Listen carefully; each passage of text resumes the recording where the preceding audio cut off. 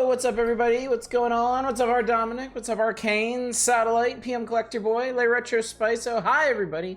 Happy Friday. I hope you're doing well. I am doing fantastic. I am doing lovely. It's so good to see all of you. You know what else it was good to see? You know what else was really good to see? I just came from seeing the Super Mario Brothers movie. It's a Friday. What's up, Harvey Winkle and Two Hit and Fury Fighter? Hello, everybody. Oh my God. So yeah, I took both my kids to see the Super Mario Brothers movie. It was so damn good. I didn't wear the hat. No, because this is a tall hat, okay?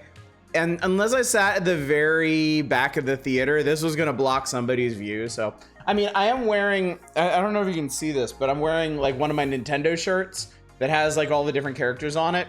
Your face is a tall hat. But oh my God. All right, no lie. I think this might have been the most fun movie I've ever seen.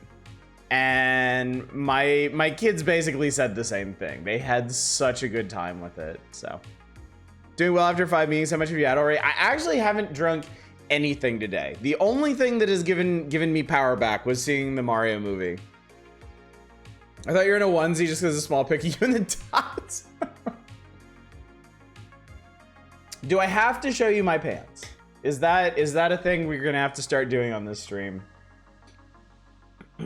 But yeah, work, since you mentioned it, since you obviously are concerned for my greater well-being besides my cinematic going experience. Stop, desist. Who am I care if you're wearing a onesie? Would you block someone with a hat? I always imagine you're 5'5". I'm a little taller than that. I'm 5'10". I am perfectly average in pretty much every way there is. But no, work was fine. The morning was nice. I had some useful meetings and stuff in the morning. And then I had lunch with my boss, and that was really, really nice. It was good to hang out with her for a bit. And then yeah, in the afternoon, it wasn't a great, it was the way the schedule fell, but I had 3 meetings in a row, one after the other, with basically no breaks, and it was just, oh God, I was dragging by the end of the day. And then I came home and we ate dinner like really, really fast. What's up, Lojo? Hi, good to see you. We ate dinner really, really fast, and then we headed over, and we had to sit through interminable previews and commercials and stuff, but oh my God, this movie was so much fun. So how does it compare to the former pinnacle of Mario movies, Super Mario Brothers? I feel confident in saying that this is currently the best video game adaptation. Like, it really feels, and this is having not seen like Sonic or like the, I don't know, like the old Tomb Raider movies or whatever. It doesn't matter. It literally doesn't matter, because the way they adapted the Mario games was just, it was so perfect. It's gonna be hard to beat Sonic 1 and 2. No, it isn't. It really isn't. I can promise you that. The trade-off is, I question how, well, for a fan of the games, any of the Mario games, and I mean that's, you know, most of the population at this point, it's just a rollicking good time. It is so good. I do wonder how enjoyable it'd be for somebody who hasn't played the games, but they kept the story and like the plot points like very, very simple. It's a very straightforward movie, and it moves really fast. It definitely feels like it was designed for a younger audience. Again, much like most of the games.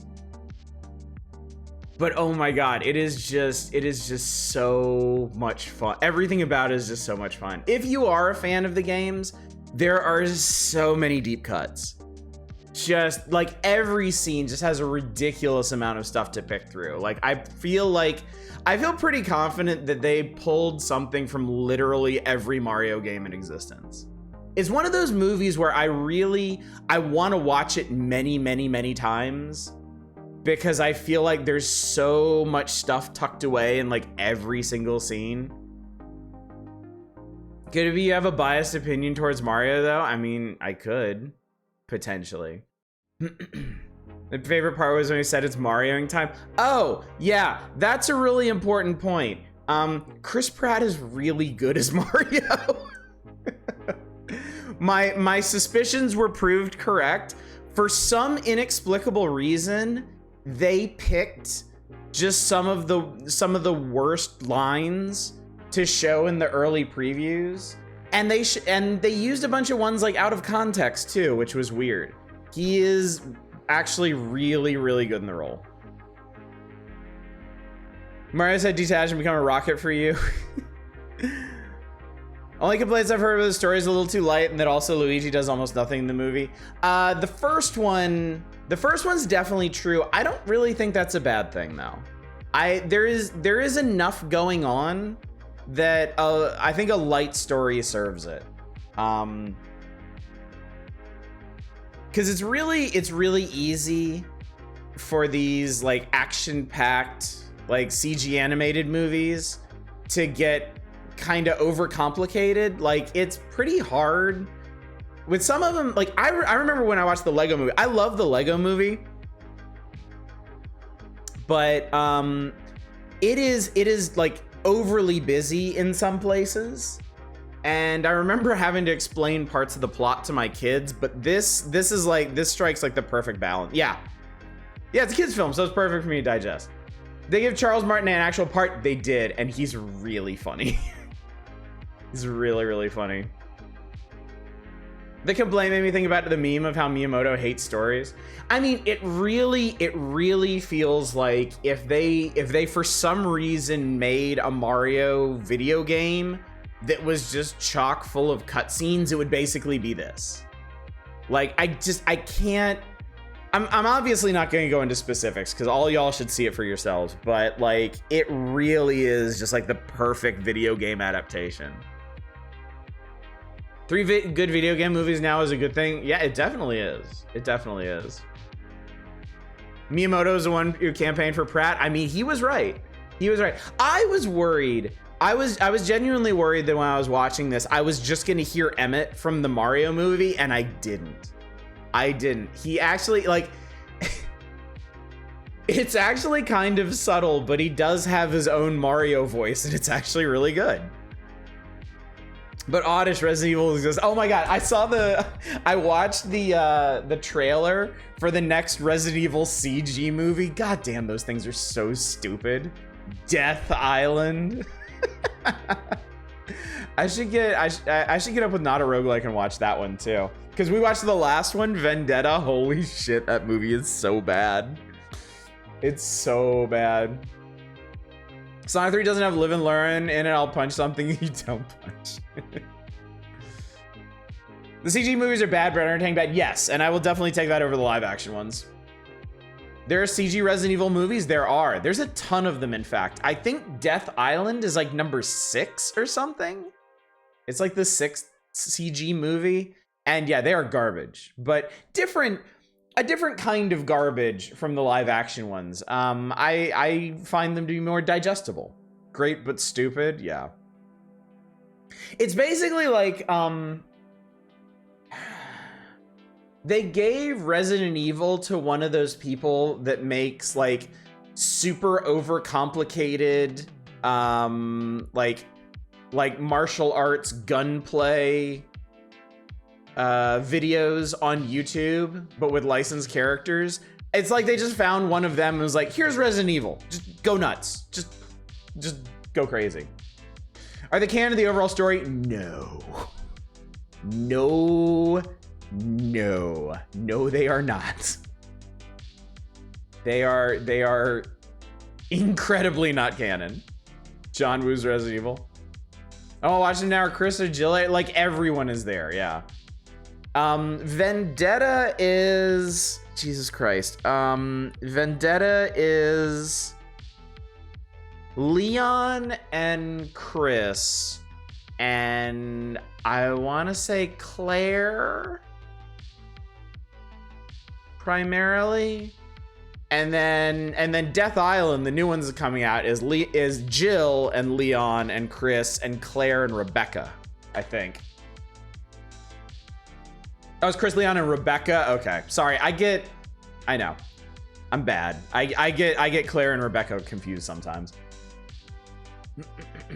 I haven't watched the latest that released last year, where it was fucking awful. New one that isn't coming out is Leon and Claire again. Wait, the newest one that isn't coming out? What does that mean?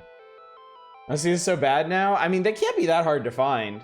I think they gotta be on the streaming services, because when not a roguelike and I watched Vendetta, it was just on like, it was on like Netflix or something.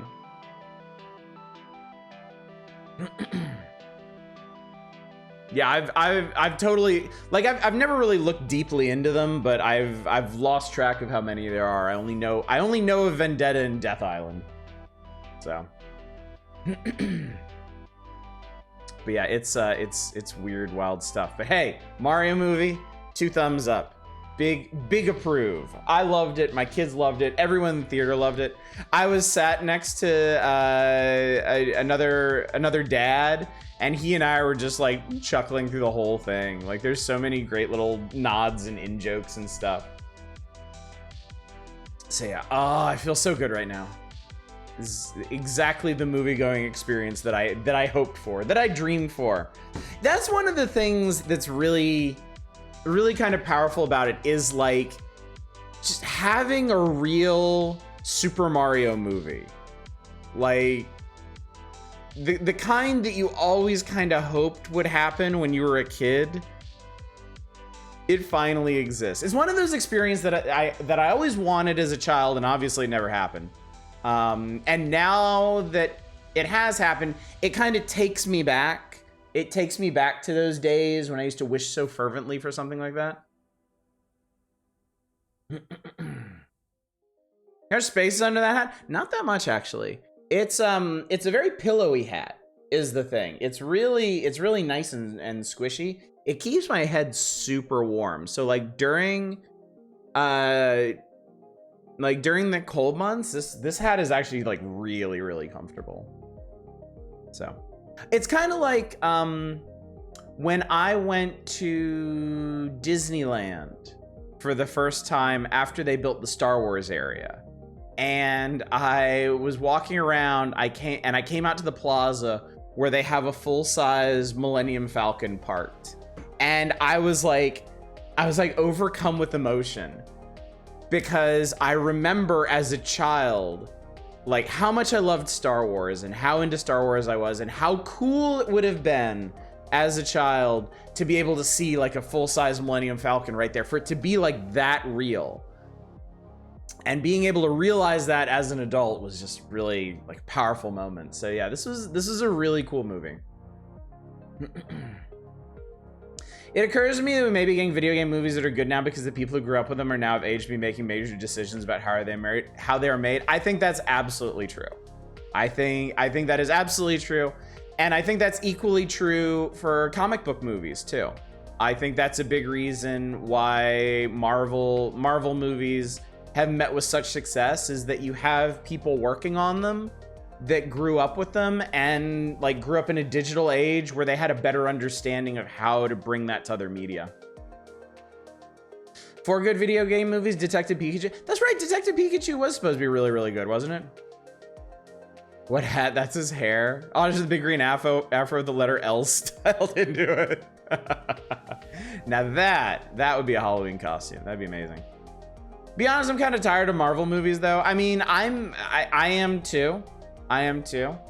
But that's not to say there aren't a bunch of really good ones. You know, a couple. What was it during the first year of the pandemic or something?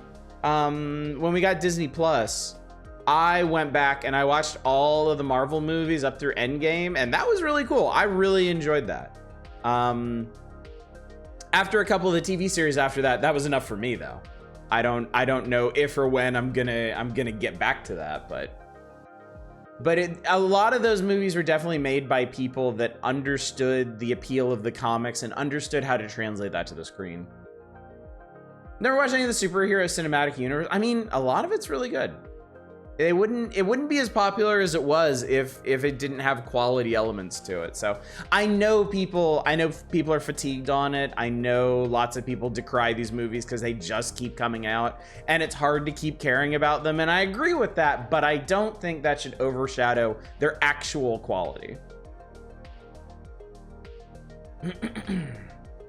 Detective Pikachu, while fun in places, was not a good movie. I want to see it sometime. I heard enough people talking positively about it that I'm very curious to see it. I don't know where I would be able to watch it. The DC movies is a counterpoint? Counterpoint to what? Because DC, there are some genuinely good DC movies. Not the same volume, the same density as Marvel movies, certainly, but there are good ones, and it seems like they're slowly moving in the right direction. First Wonder Woman movie was good.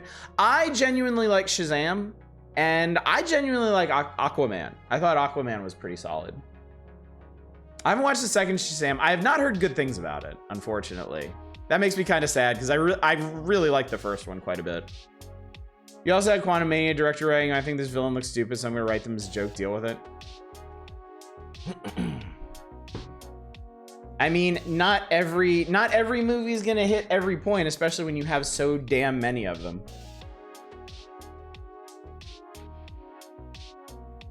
Shazam 2 bombed. Maybe this guy like The Rock okay, but I'm kind of tired of him. I guess it depends on what you've seen him in. Like, I don't watch like Fast and the Furious movies. I didn't watch the Jumanji movies. So like, for me, The Rock is an actor who's in a lot of stuff, but I don't see him in a lot of stuff. So when I do see him, he's still a treat. Then you hear about the DC reboot helped Shazam 2 bomb. Oh, you think maybe the press associated with it might have messed things up? If you know it's all gonna reset, why go see a movie that won't matter? See, I don't like that line of thinking. I don't agree with that. Because I feel like each movie, whether it's connected to a cinematic universe, whether it's gonna be rebooted or retconned or whatever, the film is the film. Like, you can still go and immerse yourself in the film and enjoy it for what it is. Like, the external stuff really shouldn't matter to it. I know that's kind of a harder idea to sell now with the big cinematic universes and stuff, but I still feel like that should be a guiding principle in cinematic discourse. He did pretty good in Moana. I thought it was great in Moana. I thought it was super entertaining in Moana. Never was a big comic book nerd, so I've not seen most of the Marvel or DC movies. I was like tangential to a lot of comic books are one of those things that I didn't read a ton myself. I mean, I have a whole shelf of graphic novels over here, but it's stuff like Sandman and Bone and Invincible and Transmetropolitan and stuff like that. I have very few. Yeah, I have like maybe a dozen or so like Marvel collections and a couple DC ones that were actually gifted to me. But I was interested. I was interested in the longer form, the more complicated stories that they were telling. So I'd read about them. I would read about people talking about them and not the stories themselves. I don't actually have a copy of Watchmen. I've read Watchmen many times, but I've always borrowed it from somebody. Get Michael Keaton to play Batman again. But why?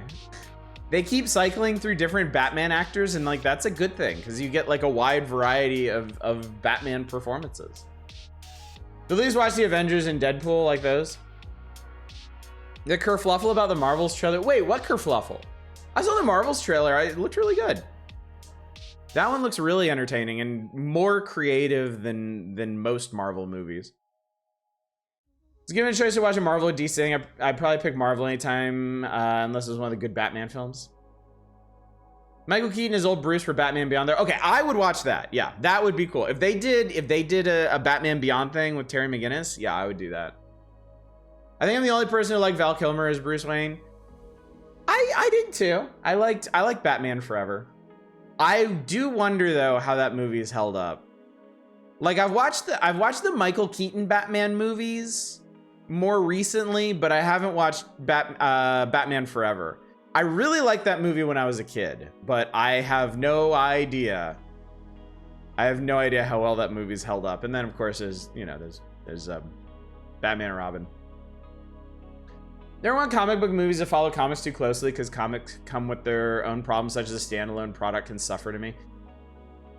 I understand that too. I think the people shepherding the movies are doing an okay job working around that though. This is old, it would be funny.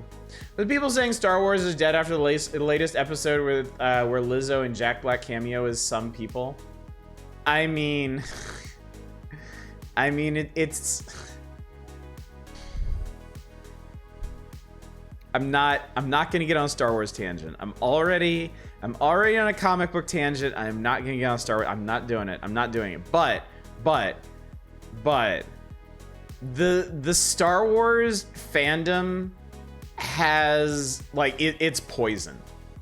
There is thank you, Dominic. Thank you. We'll get on with the wheel shortly. Like there is unfortunately, I personally don't think it's a large contingent, but it is a loud contingent of people who have decided what Star Wars is and what Star Wars is not allowed to be. And they will not shut the fuck up. And I am so tired of them. And they really are what's dragging down the franchise, and they really are what's causing Disney to overcompensate and make poor decisions creatively with it, and they don't even realize it. They're so stupid that they don't realize they're causing the very issues that, well, at least the sensible ones. I mean, obviously these are the kinds of people that can't stand the idea of a black person or a woman being prominent Star Wars characters or whatever. That's not a problem. That's just them being shitheads. But outside of that, okay, I'm getting off on a Star Wars tangent. I don't like it. Drag me back to comic books or something.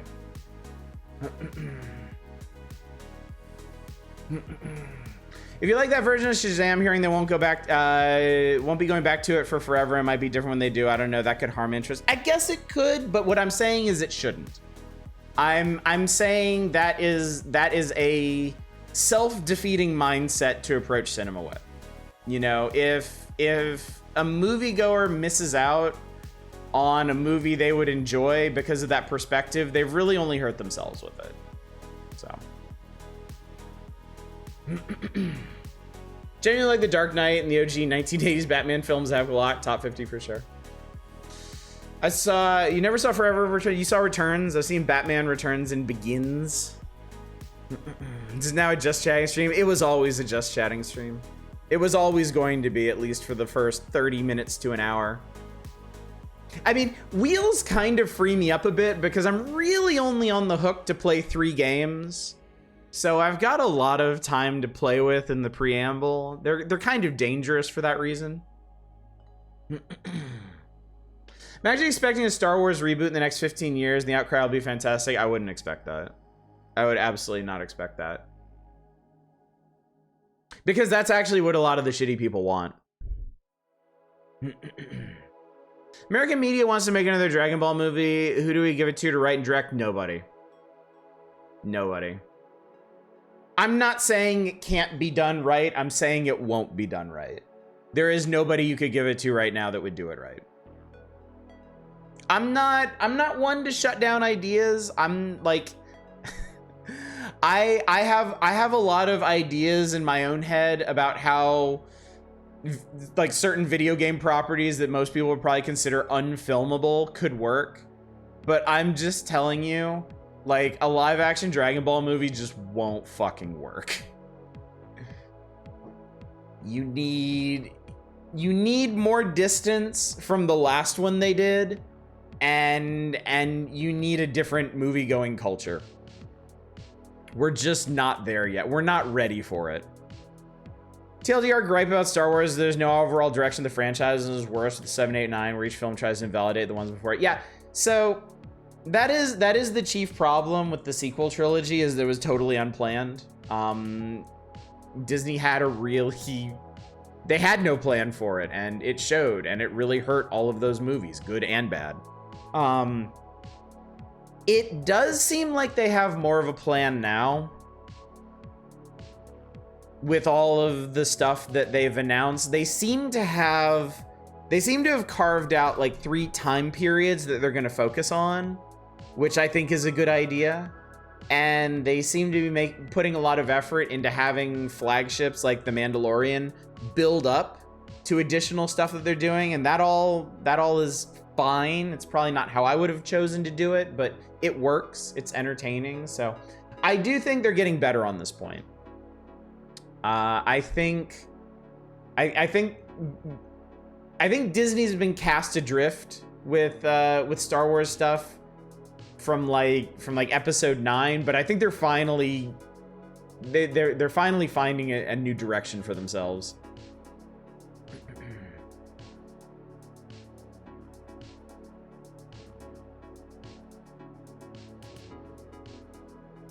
Line between live action and anime gets blurred, these CG fests.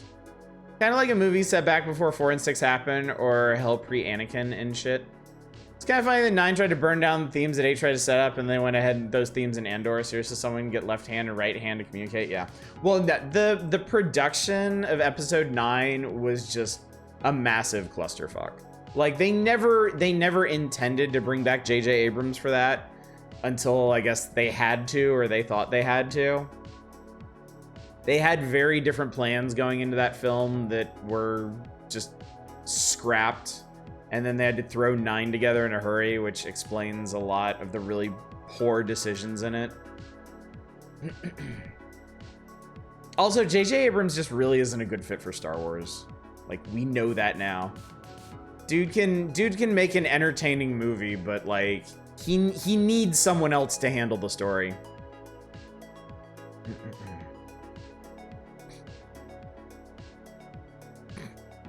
I know, it's a sucking void from which I cannot escape.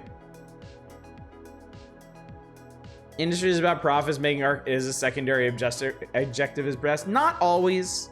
Not always. With the larger studios, certainly, but... Spaceballs the streamer. I love this little guy. Well, we could talk about the wheel. We could talk about the games that we are ostensibly going to play. Or I could just lose all capacity for speech at this point. We could just sit here in stony, awkward silence, staring at this banner and thinking hard about everything that's wrong with the Star Wars universe. Sucking void full of inexplicable lens flare. Motherfucker does love his lens flare. Hey, look at this, chat. I got a wheel for you. Look at it. Gaze upon it. Scary how hard Spaceballs predicted Star Wars legacy. They knew. They knew. All right, so anyway, welcome to the wheel. Once again, it has been over 2 months since the last gaze upon it. As you like, as you will. All are welcome here, of course. Let's go with Stony Silence, you know the usual. The buy flag wheel. It is. It is. My wheel is loud and proud, and no one will hold it down. How about that gay shit? Let's go! Let's go! I love it, a gay shit. I really like the theme they introduced in 8 and 9. Ordinary people banding together could oppose tyrants, even absent heroes if they failed to develop it. Well, because that was the theme of 8 that 9 roundly rejected, which is a huge reason why 9 is a giant piece of shit. Thematically, I hate that movie. But we're not doing this. Wheel, people, come on. The wheel is supposed to be the source of of strife and evil these nights. Not Star Wars discourse, though. Now that I say it out loud, I don't see how Star Wars discourse couldn't be the darkest part of the evening. Papa Oddish is drunk again. Papa Oddish is drunk on movie-going fun. I have not had a drop of alcohol tonight, if you can believe that. I will imbibe. Wasn't that what they did in 4, 5, and 6 already? Oh, you mean the 3 movies centered around the Chosen One? No. No, I don't think it is. The Chosen One with the super special lineage? Yeah, I don't think so. I was just drunk bullshit. I actually noticed you speak a lot more clearly when drunk. Wait, what? Wait, is that how it works? Where the Chosen One would have gotten killed without Han Solo, if he wasn't the Chosen One, he would have died.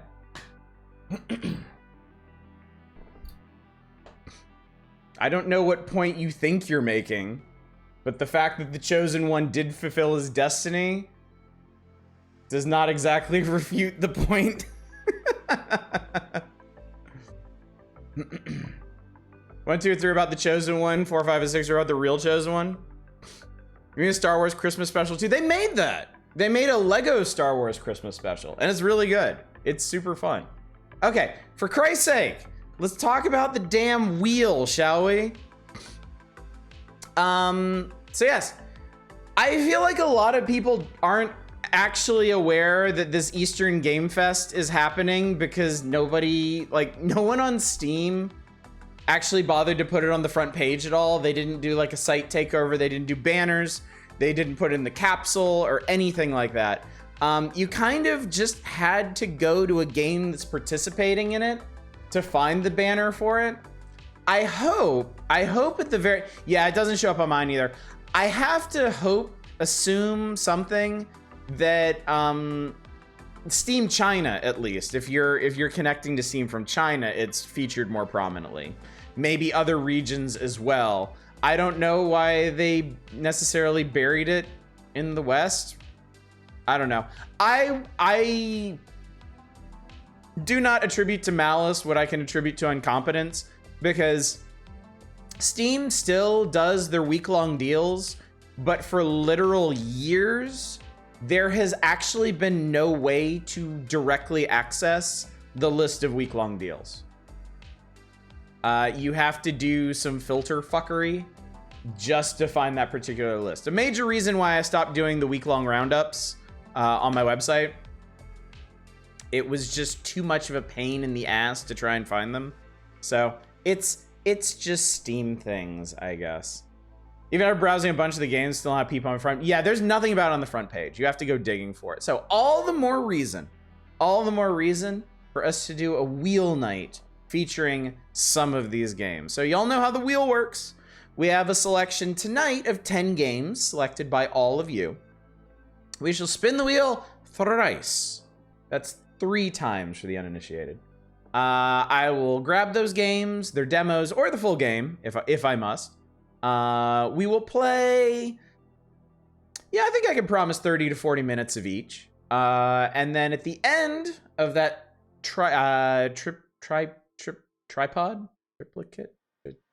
At the end of those 3 games being played, we will collectively decide which of them was the most entertaining of the evening. And whoever picked the most entertaining game of the evening shall become an honored channel VIP. And if you already are a channel VIP, or if you're a mod or whatever, you get death marks. You got a lot of announcements about it on your library page? Really? That's interesting. Oh, I think it depends on what games you're following for that. I think. I gotta say it was disappointing they allowed games in that didn't even have a demo. One thing is, it's kind of hard. It's not a very well put together event page, if we're being honest here, because it's got 4 tabs. The Eastern Charm tab is just, I don't even know what this is supposed to be. It's a couple capsules and then a bunch of publishers. And then I guess a publisher page or curator to follow.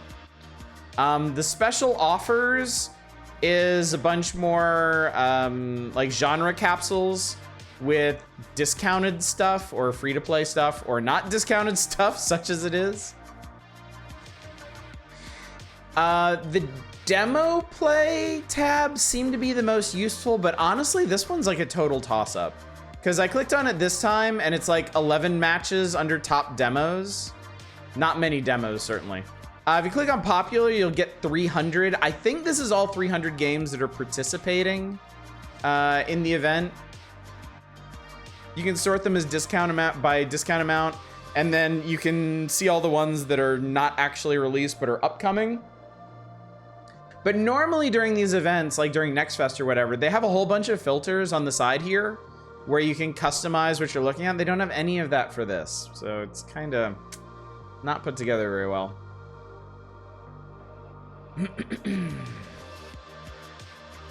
Guess I put in a few things that are Eastern themed without being from those studios. I thought everything on here was from like Chinese studios or publishers, but honestly, I can't say for sure, so I don't know. What's up, Chaos? Good to see you. Special offer to pay 100% of the price to play now. So yeah, I don't know. But it is an interesting mix of games. There is a bunch of neat looking stuff on here that I wanted to give a try. So hence the wheel. How long is a Koei thing? Yes. Yes. Right? Because people were comparing it to the Neo games. A couple adventure games had a nice art style. The actual puzzles are a bit obscure and required spam clicking. I wonder if we have some of those tonight. So let's go through the games that y'all selected. And then we'll get to spinning and we'll see what we're actually gonna play tonight. So we'll start with Murders. Let's start with Murders, chat. And not the murder of Sonic the Hedgehog. Murders on the Yangtze River. It's an Ace Attorney-like detective game that takes you on a journey through early 20th century China as you solve a series of intriguing cases, using your logical reasoning and deduction skills to uncover clues, interrogate suspects, and solve the mysteries. Well, I like all of those things, especially the solving of mysteries. When's Murder of Sonic? Right after we do the KFC visual novel. The really striking thing about a lot of these is the art style. I feel like there's some pretty unique art styles in the games y'all suggested in the game, and the games coming out of China. Different. This guy, okay. Did this guy get his hand stuck in some kind of science jar, or is that like some kind of special glove? Ace Attorney investigation style, yeah. This one is not released yet. It's planned to be released this year, but we do have a demo for it, so we can see what this one is about. Chinese finger trap. Literal. There was a Vampire Survivor clone. I think that one might have gotten requested, actually. I wanted some cookies. All right, next up is Last Wood. In Last Wood, it is an oceanic world after the fall. Capital F fall, so you know it was some serious shit. You will guide several survivors in the ocean from pieces of rafts, survive, build rafts, defense the threats, explore the unknown world, even have their offsprings and find the truth of the world. So it seems like a isometric cubist raft. Water world, the game. Also shooting orcas, I guess. And fighting hammerhead people on islands. Okay, this honestly looks pretty cool. Minecraft. In the two starring Edgeworth, the maps are sort of top down like that. Oh, no kidding. I never played the Edgeworth ones. I only ever played the first 3 Ace Attorney games. As much as I liked them, I think I kind of OD'd on them, playing one after the other after the other. So I just played through the first 3. I never played the 4th one or the Edgeworth games or Great Ace Attorney or whatever. That was a long time ago though, so I should probably try going back to them at some point. I really like the world building of Lobotomy Corp and now Library of Ruinia. I was considering Lobotomy Corp. I think it might be part of this sale. I know I was looking at it on discounted and I was thinking about picking it up. You absolutely OD on Edgeworth 1. The last level takes so friggin' long. That was a problem in some of the other Ace Attorney games as well. The 3 that I played always had like a third case slump, where like the third case wasn't really germane to the overarching plot, and there was always something about it that just ended up being kind of tedious or confusing. And then I think it's the final case in Ace Attorney 3 is really long too. I think that might have been what burned me out. Gamera published Dyson Sphere Program, an amazing cultivation simulator. I mean, that's a pretty amazing track record already. Investigation 2 third case actually owns. I don't remember liking it. Oh no, wait, if you're saying, no, you're talking about Investigation. You're talking about a different game than the one I played, so. Well, good. I'm happy to hear that they actually broke that streak, because it is very real in the first 3 Ace Attorney games. All right, next up is a Toho game. Toho Endless Dream. A bullet hell roguelike game. Players can utilize characters with different abilities, collect and assemble powerful items, dance through an unending barrage of bullets to save both yourself and Toho Gensokyo from the darkness that is engulfing everything. So this actually came out 2 years ago. Has overwhelmingly positive reviews. I mean, it looks like a ton of fun. The circus case. The circus case. Apollo Justice was interesting. I can't say that you like it. Yeah, I don't know. I could not say either. It's been so long since I last played the Ace Attorney games. I kind of wonder if maybe my tastes have changed with those like visual novel investigation style games. I'd also need to reconsider like what it is I really liked about the Ace Attorney games too. Marissa stole the precious thing. Yeah, the first Ace Attorney game I feel like is really solid all the way through except for the third case. Ace Attorney 2, I remember liking the first case and the last case and the middle of the game kind of dragging. And then I remember the third one. I remember I wasn't really feeling the third one until the final case. You like it when they point out objective? That's a huge component of it, is just like the over dramatization of catching people in a contradiction. Like I live for that. My body hungers for that.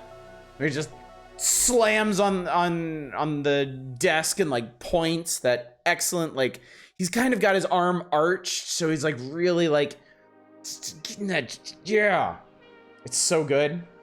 Do you enjoy Great Ace Attorney? You should play the writer's masterpiece, Ghost Trick. I always hear people talking so favorably about Ghost Trick, and I've never tried it. Have you played Contradiction? I streamed Contradiction. Contradiction is on the YouTube VOD archive, and that was a trip. Kicks down door, someone said Ghost Trick. You're goddamn right. All right, next game on the list is One Way the Elevator. One Way the Elevator is a creative point-and-click game developed by Cotton Game. You need to find a blue sphere in each scene to power an elevator to travel upward. So I guess you could kind of think of this like that one famous Doom wad going down, except in this you're going up. And also it's a point-and-click adventure and not a fan-made creation for an ancient first-person shooter. The Ghost Trick Evangelist has logged on. People have been after me to play Ghost Trick for a while. I stayed up to 5 a.m. because I couldn't put Ghost Trick down. Damn. So this is another game that has like a really cute art style. I really like the look of this game. And like a lot of Chinese games, it looks like it has like a pretty unique structure. Like it, you know, I feel like a Western developer making a game where the concept is you go up a tower floor by floor in an elevator would have it inwardly focused. It would be like from a first person perspective, the doors would open and you'd have like different themed floors and whatnot. But this one is like externally focused. And the shit you run into is just really crazy looking. So yeah, I'm pretty excited about giving this one a try, hopefully. Santa! Apparently I heard that a version is coming to PC or something. Yeah, there's something going on with Ghost Trick, right? A re-release? I'll stop talking about Ghost Trick only until June when it comes out on Steam. Okay, good to know. Good to know. That'll make it significantly easier to try out. So this one, I have a personal interest in playing this one. This one looks super cute to me. This one has a really long single word named depersonalization. Depersonalization. Run, dice, Cthulhu, bad end, multi-branch, different worlds, word association. I mean, I'm game. I like all of those things. That's seriously all the description is there. The bad end, oh no. I don't know what this is. I have no idea what this is. It's tagged early access, Lovecraftian pixel graphics RPG. I mean, okay, I see RPG components. I see people walking around RPG-y looking areas. I see menus. I'm curious about Run, Dice, and Cthulhu. Vivisection.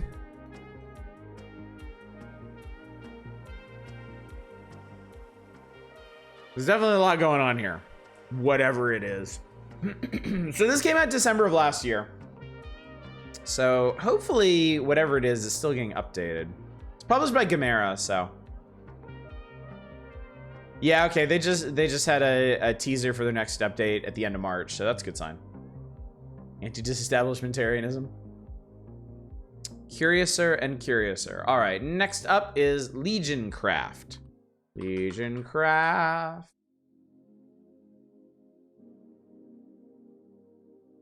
Losslyn needs you. The Legion is waiting for your call. Gather your strength, prepare your food, contribute your love, and pull out your gold coin. Your one. Just the one. Just the one. Start your journey with Heroes for Six Nations. Okay, so this one. Another game. Really neat art style. It really looks like Potion Craft. Obviously a very different style of game. Pretty busy too. What's up, library man? Don't worry, I'll take it. I will accept that. That was translated by Google Translate. Last one, not this one. Reminding you of Littlewood. There's some kind of, now this is interesting. There's some kind of like tile fitting. Oh, Jesus Christ. It looks like combat has a sort of like tile fitting strategy to it where you need your units to fit together to collide with other things. Like, yeah, this. It looks like you kind of build your military units to fight. Also, this thing's just badass looking. This is honestly really cool looking. Reminds me of Monster Hunter icons, actually. I like this. I like this design a lot. This game has a really cool art style, so I would love to check this out. What else we got? What else we got? All right, we're over the hump. We've previewed 6 games, 4 left to go. Kung Fu Strike. The Warriors Rise. Taking its inspiration from ancient Chinese tales of revenge and retribution, then adding a dash of over-the-top martial arts and old-school arcade fun, Kung Fu Strike features 28 stages of fast-paced, combo-based fighting. Cool. This game is actually over 10 years old. I'm not sure I've ever... I mean, I must have seen it. I must have passed over it, like searching week-long deals and stuff, but just never clicked on this page. Ever. Song Way by Wang Chung would make a fine mashup with I'm so excited, that was all I was saying, but on another stream. Well, I hope you were able to share that sentiment with them and get their feedback on that, because that sounds like a very important topic to explore. A strong and powerful topic. Cannot be missed. My pleasure.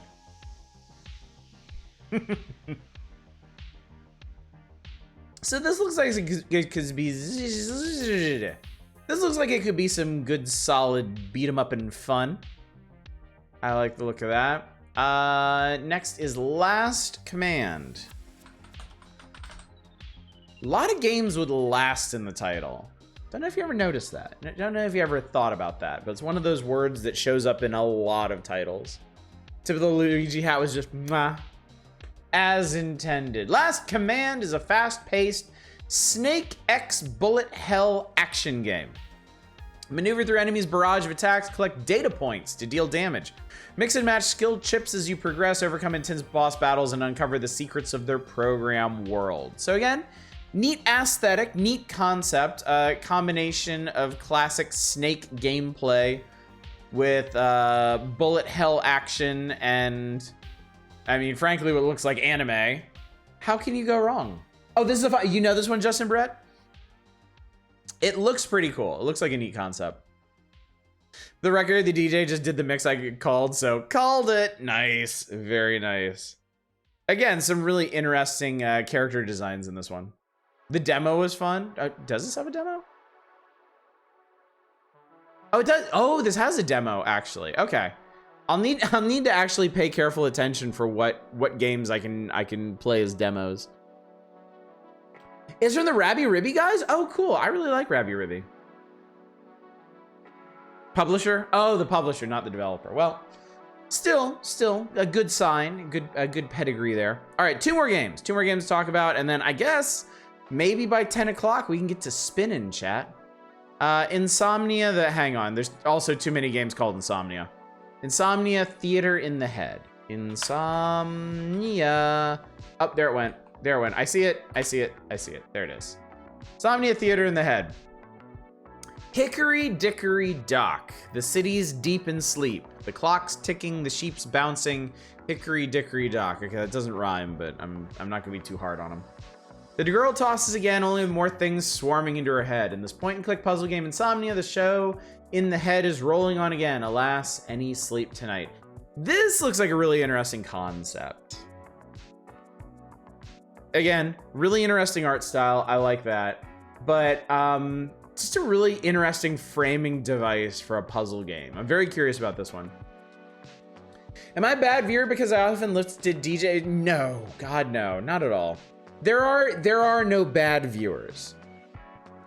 Let me say that up front. Whatever your viewing habits are, no one has any reason to feel guilty for those, okay?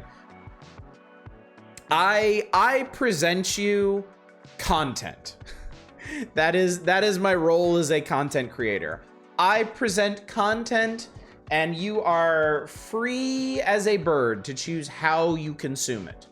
If you consume it directly, if you interact with it, if you consume it alongside other content, it's up to you. It is really up to you. Careful, that sounds like a challenge.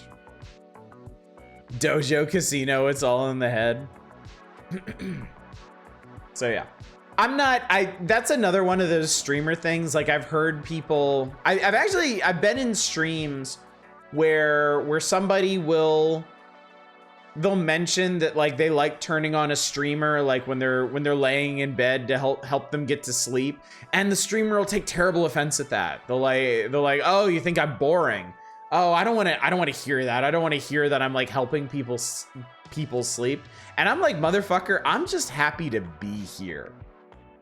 I'm just happy to be here streaming. What people do while I'm streaming and how my stream affects them is their business. I do not mind in the least if you turn me on to help with your insomnia. I'm still in the end helping you, and I am still proud of that. Yeah, and seriously, we've got a baseline here. If Eva is not considered a bad viewer, you're fine. You're good.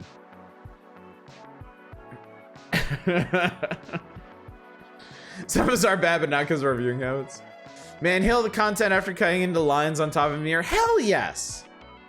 You could smoke it, you can inhale it. Or as Manic said, good news, it's a suppository. Trouble with tuning in a streamer and going to sleep was when they end the stream and start a raid and Twitch decides to reset the volume to wake. Oh God, yeah. That's the thing. Yeah, if the sound mixing is too different between channels, yeah, ouch. Cotton Eye Joe, man, like just slam that Cotton Eye Joe directly into the veins. Me lurking while playing other games? Yes, absolutely. Chaos, I could not be happier to be here streaming, talking with all of you, while you are also enjoying a game at the same time.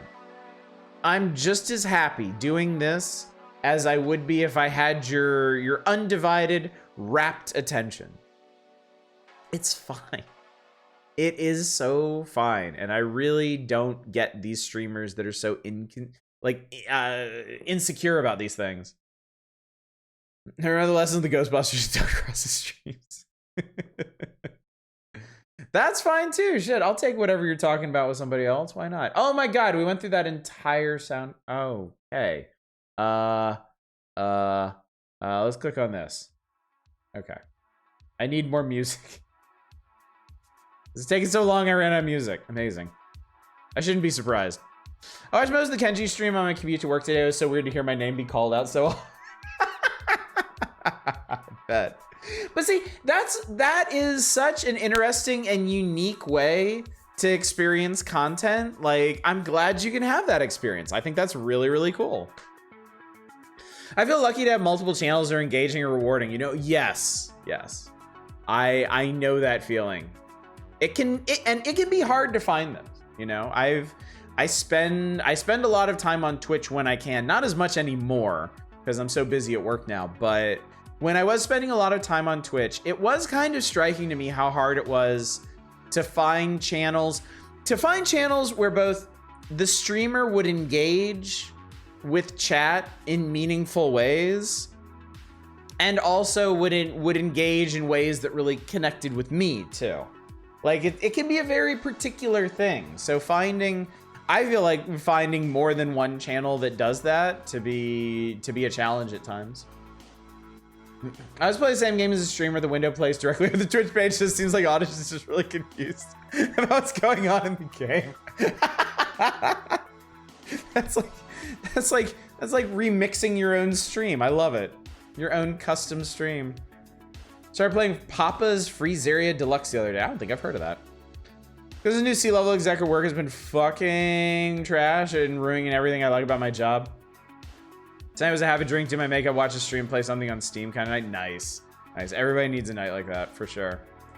All right, one last game to talk about, and then we can indeed spin that wheel and start playing these games. And it is called Bio Prototype. This just came out, actually. This came out 3 days ago. A wave of irrational experimentation rushes towards you. Irrational experimentation. I kind of like that. Hurry up and mutate. Evolution. Become scarier monsters than them. Use flesh and blood to bloom a way of survival. 24 characters, more than 80 kinds of organs, and endless build combinations. I think we know what this is. I think we all understand what this is, and I am okay with it. So this looks like kind of a neat take on the Vampire Survivors genre. So this one could be a lot of fun. So yeah, that is our selection, chat. Oh, that was the one you were looking at? Okay, cool. I wouldn't be surprised if there were more in this as well. So this is getting good buzz amongst genre aficionados. Body horror Vampire Survivors, awesome. Yeah, this seems like a neat one. This definitely seems like a neat one. I mean, honestly, all of these games, there have been, I'm not gonna lie, chat, I will level with you. There have been wheels in the past where there have been certain items that got a slice that I approached with some degree of trepidation. But not tonight. Not this night. I think we have 10 very solid options here. I am more than happy to explore, to experience all of them with you. And I do believe it is time now to decide which ones we are going to see. So let me make this bigger. Like, I want to make, yeah, nope. Okay, yeah, let's make this gigantiferous. And let's see what we got here, chat. All right, have y'all made your offerings to the dark deities? Or have you all sent off your prayers to the demigod of choice? This fucking guy accused the entire QA team of sabotaging the last release because they haven't been giving us the time to do full. That's super fucked up. Like, you never do that with QAs. Like, that is just the stupidest, most short-sighted way to approach that. It's really good. I just decided to choose violence. How's everyone else been doing? I've had a good week. A bit long, a bit tiring, but work itself has been going really good. I have been thoroughly rejuvenated by my trip to Vancouver. Since coming back from Vancouver, I have just felt a lot more energetic and a lot more excited, not just about streaming, but about a lot of things. I think I've been able to approach my work in a more healthy manner. I probably shouldn't jinx it by telling you all this, but I will because I have no ability to keep things to myself. I've actually started jogging again. I have not seriously jogged since before my second daughter was born. For those of you that haven't heard, I used to be a really big jogger. And I've tried a couple times. Yeah, I know, Eva, shut the fuck up. I've tried a couple times in the past couple of years to get back to jogging, and it's never stuck. So I know this is the kind of thing that I've mentioned before, but I have a renewed sense of purpose. I have a newfound drive to do these things. So bold of you assume I don't normally make sacrifices to the gods in order to mess with your gameplay. I mean, I'm just announcing this in a very general way. I would certainly expect such for someone named Chaos. So trying to force myself not to quit my job until I have a new one, but it's not easy and it's getting worse. Yeah, I mean, you might just have to cut it off. If it gets that bad, like, you know, self-care. Your own mental health and well-being takes precedence, certainly. All right. You want to see the Insomnia game at the very least? It is a curious one. But anyway, I believe it is time for the first spin, chat. So warm up my hands. Getting ready. All right, let's do it. First game of the night shall be... looks like it's gonna be... Last Wood. Let's take a look at that. Last Wood. Alrighty, does this have a demo? This does not have a demo, so we are committing. Let me throw this in here. All right. Oh, God, I hate this Call of Duty banner so much. Not just because it's Call of Duty, but it's just really ugly and horrible. No Emmys. Definitely hear you. Yeah, Call of Duty. Definitely hear you there. Unfortunately, the single dad, 2 kids. I have to be really careful about how I do that. Yeah, that's the thing. That's the thing. The more people depending on you and your livelihood, the less flexibility you have in those situations. Call of Duty, because it's shit. All right, let's do it again. Hide that slice. Let's do it. Come on, video games. I'm rooting for video games, and it's gonna be Murders on the Yangtze River. Oh boy, chat, we have murders. What in the fuck is happening in chat right now?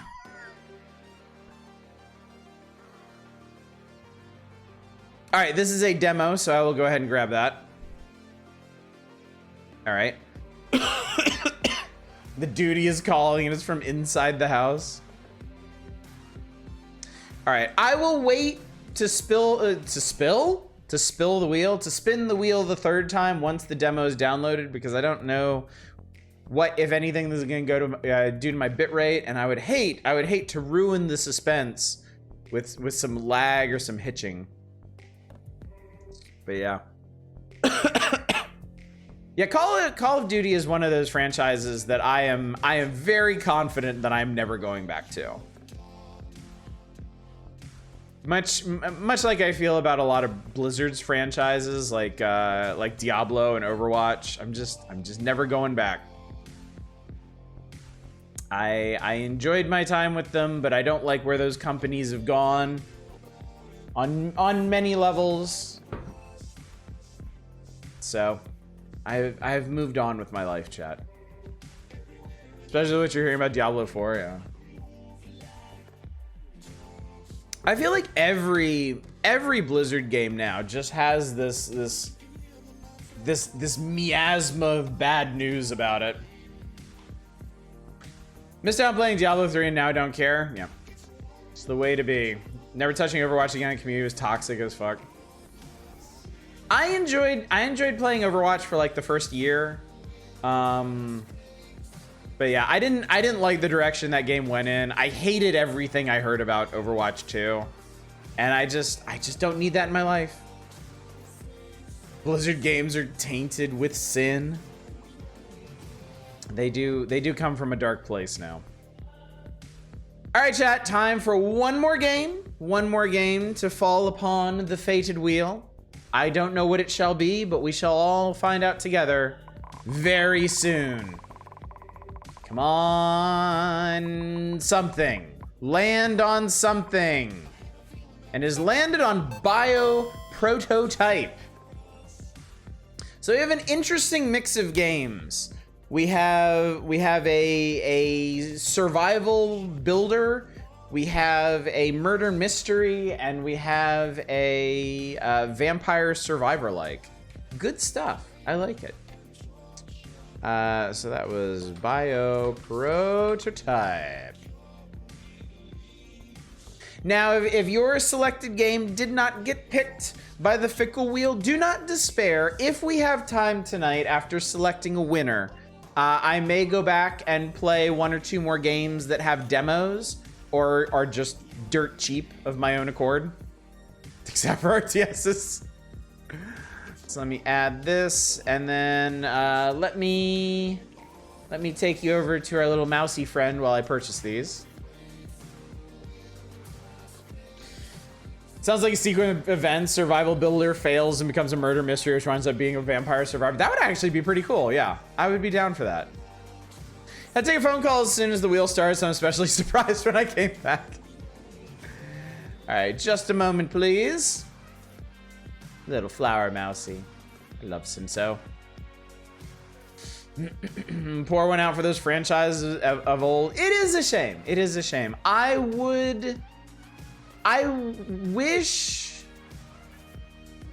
genuinely do wish that Diablo was something that I felt like pursuing again, but there's so much about it that I don't like anymore. I mean, I don't like the work and business culture of Activision and Blizzard.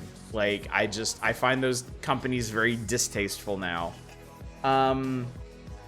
I don't like a lot of the directions that they took with Diablo 3. I enjoyed playing it, but I had a lot of complaints about it, and chief among them was the story. The way they handled their narrative and the plot points that developed from it. And that was honestly a big component of my enjoyment of Diablo 1 and 2. So as much as I did enjoy playing Diablo 3, I think that was fated to be my last Diablo game anyway, because there's no way I could bring myself to give even the slightest shit about the story in Diablo 4, given what they did with the narrative in Diablo 3. So it was over before it began, really. Yes, I would like these video games. And I have purchased them. And they shall. Oh, wow. Both of these games together are a fraction of the size of Murders on the Yangtze River. Quote a friend, Blizzard is gone now. Activision killed it and skinned the body, is just wearing it around now, hoping that no one notices it. It's sad but true. Sad but true. Anyway, give me a moment for these games to be installed. And then we will get to getting, chat. We will get on with this. So the first game we're gonna play, I'll go ahead and change. We'll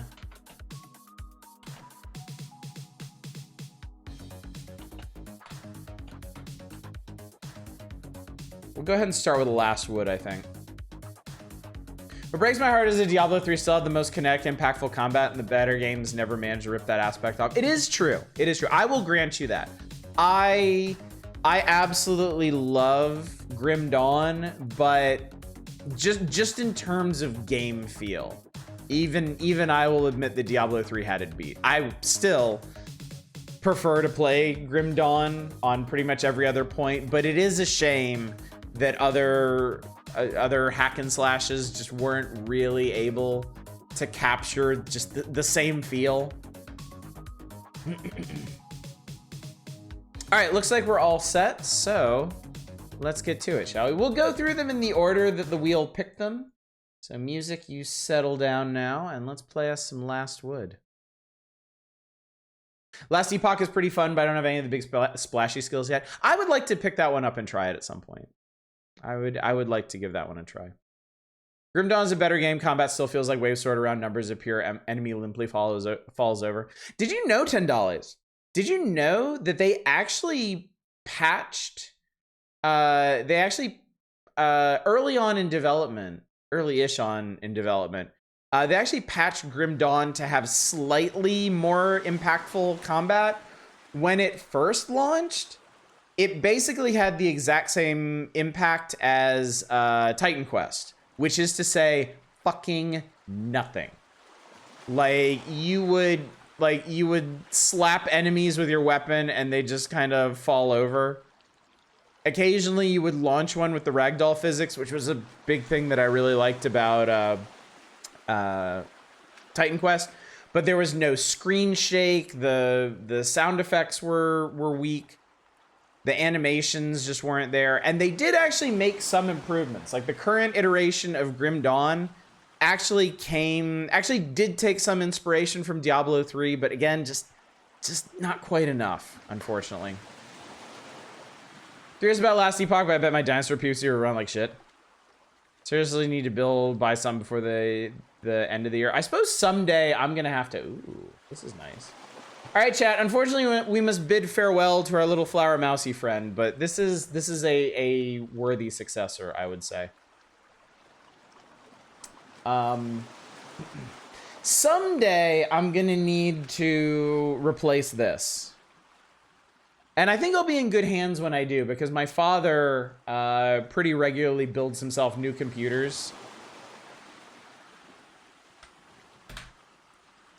And he has promised me parts if and when I ever choose to upgrade. So I will be in good hands. It's just I don't know when that will happen, and it'll probably be pretty disruptive to the stream as well, because I assume, me being me, I'm probably not going to bother to upgrade or anything until this machine literally dies. So be prepared for that, I guess. All right. Let me just do...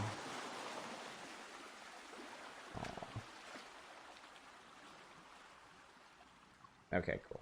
And so it be. And so it has been. All right, anyway, welcome to Last Wood. I don't honestly know what to expect with this, so let's just hit new game. Thump. Select a story. Depend on each other. Oh, you got hugs. A boy is saved by a girl in the middle of a great borderless ocean. How long can they survive? Looks like they start with rope and compost and fishing rods and green dye and seeds and a leaking barrel and a spear.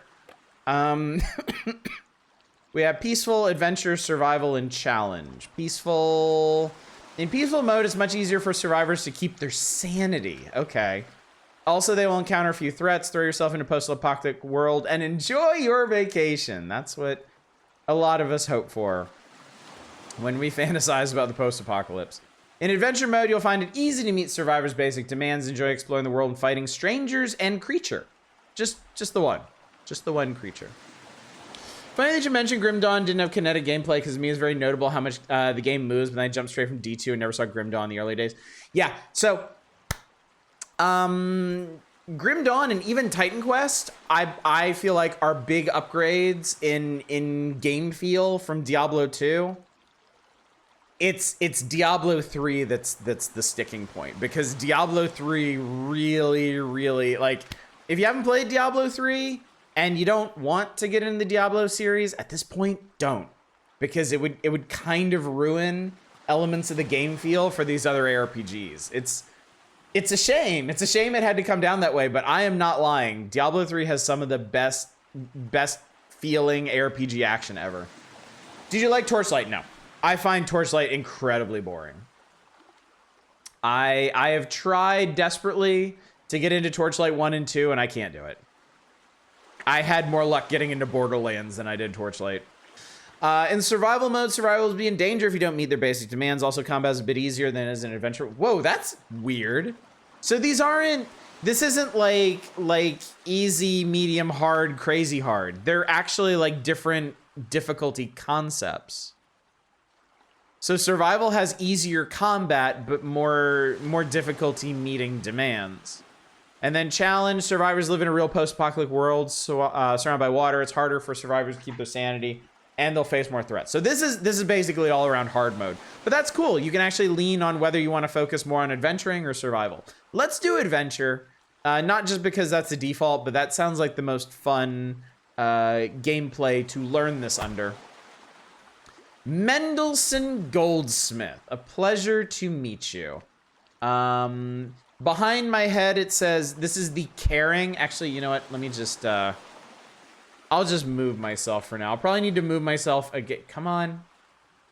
Come on, buddy boy. It's fine. Come on, self. I'll probably need to move myself again, but you can see the different skills here. Survival, basic survival skills, fishing, gathering, etc. Cooking, cooks delicious and nutritious food. Crafting, the art of creation, crafting tools, weapons, armor, etc. Seaman's. I love my seaman's skill. The skill of sailing, navigation, and cartography. Fighting, the skill of fighting affects strength, speed, weapon proficiency, and fighting techniques. And caring, tending to your loved ones. Everything about how to take care of your buddies better. Skill level can be modified and perks can be activated or deactivated with given points. We have crazy at craft. Mendelsohn loves craft more than any other things. Click to select this perk. Mendelsohn refuses to eat marine food since something happened on her. And Mendelsohn was used to live plain. It affects better when eat in poor conditions. So I think this is like kind of like ascetic. Doesn't like luxurious stuff. So these, okay, we have 5 perk points, which can also be used to improve our skills. Okay, cool. Looks like they have randomly generated backstories. Yeah, before the fall 27, Mendelsohn Goldsmith was born into mediocrity, youngest daughter of Link Morganite and Garth Goldsmith.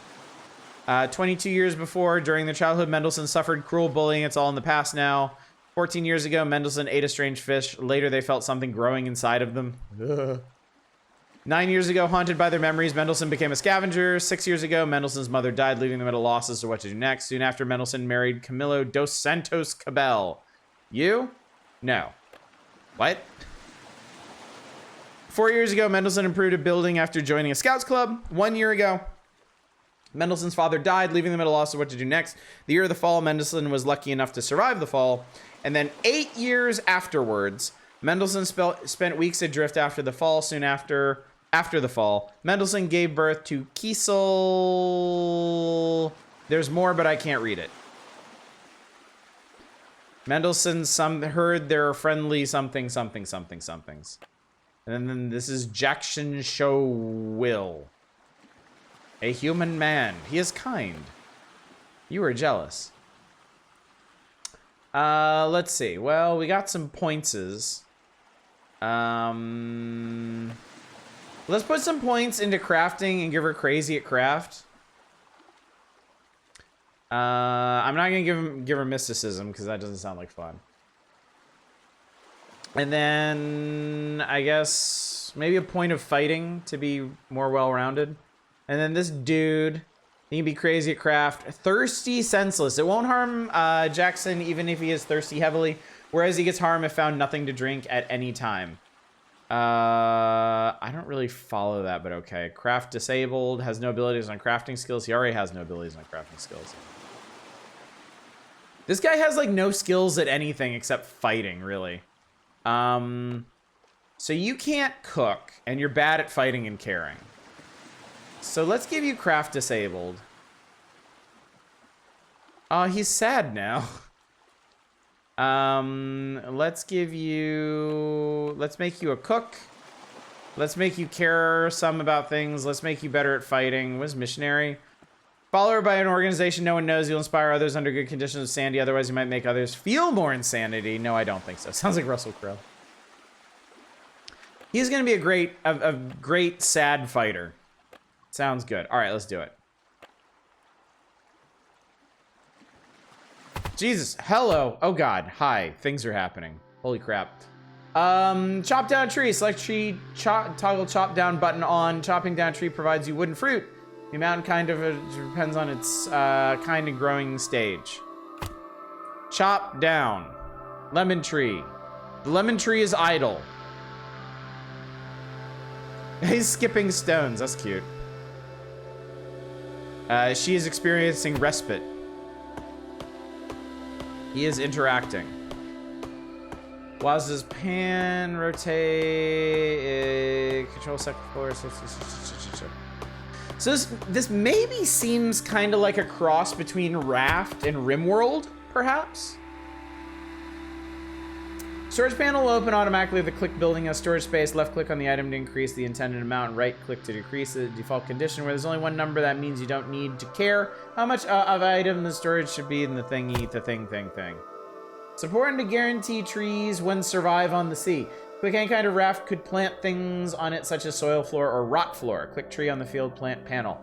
Survivors will plant trees on it automatically. Okay. I will take your word for it.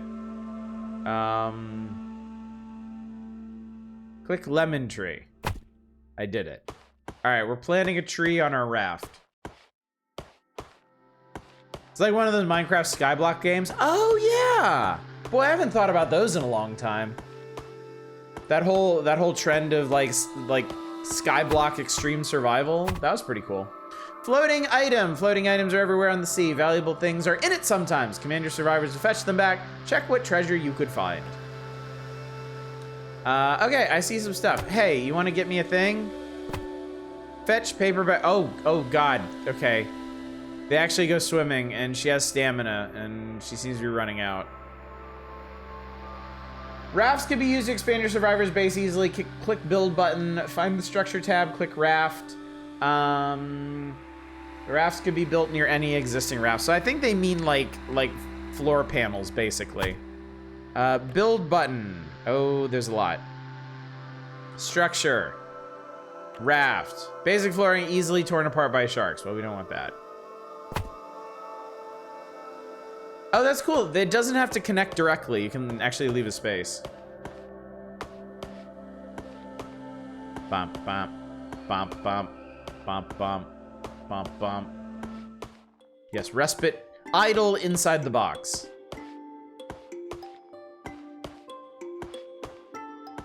Boy, lemon trees grow fast, I gotta say. Filters are on top of the screen. You could select survivor and building by default. Hold left shift and click on a wall to select it. A pile means a group of items on the ground. Hold left alt and click on a pile to select it. There's no corresponding shortcut to select a room. You should toggle it on manually by click on it. Hold control, select a raft. Select a building.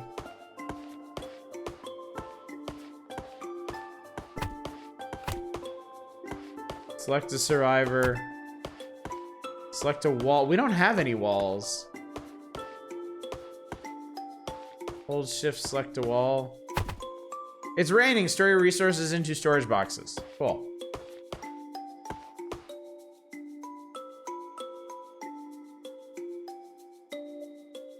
Why do they want me to...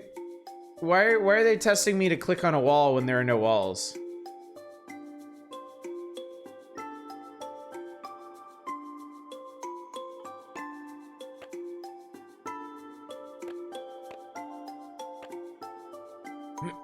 The raft must become large.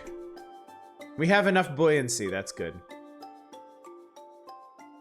Can we just skip this? Is raining store resources? I did. It's stored. It's great. Build a wall so you can click on it? Ah, yes. All right. Protect your raft from shark attacks. Okay. I shall build it. What? So you can't build it on the edge. This seems unwise, but okay. Should get back to playing Raft. I would like to pick up Raft sometime. Since I've had this recent discovery of building and survival sims. I think Raft is probably something I would enjoy a lot. I've done it. I have clicked on a wall and then hold Alt to select a pile. I've done it. Success. Store your resources into storage boxes. I did. I did.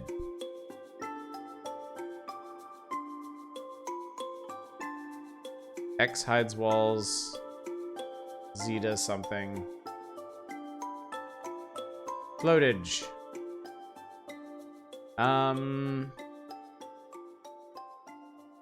Finish taste? Okay, if you say so. Hey, do you want to, like, go get this? Hunger, thirsty, sleepy, sanity, health. Where's your stamina, though? Where's your stamina, though? Like, none of these bars are halfway. But his stamina is almost drained. I'm getting a constant stream of achievements, by the way. I got an achievement for starting the game. I got an achievement for them making friends. I got an achievement for surviving the first day. Alright, well, we seem to have run out of tutorial, so I guess maybe we'll just try building some things.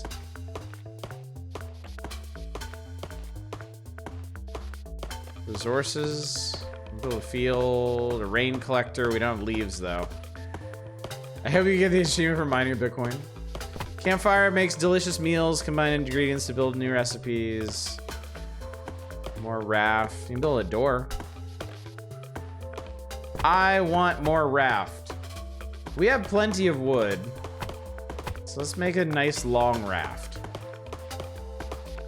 Crafting. Workbench. Craft melee and ranged weapons. Research survival knowledge. Okay. Trees grow so fast in this, you wouldn't believe it. Furniture. I could build a mat. How many leaves do I have? Material.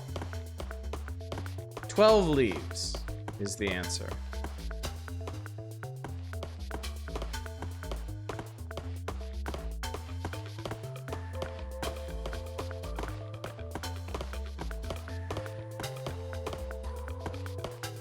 I could make more fields too.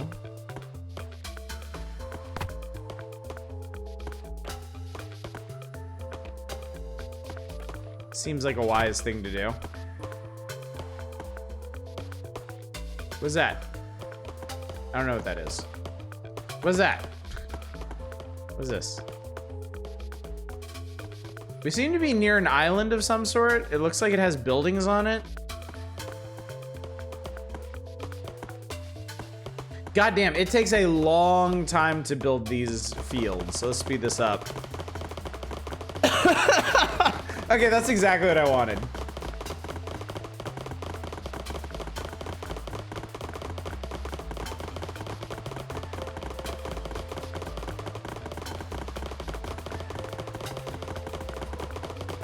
Just no rest. Don't bother resting. It's not important. Okay, you're done. He's pooping. He's pooping on the field. He pooped. Now he's chopping down a tree.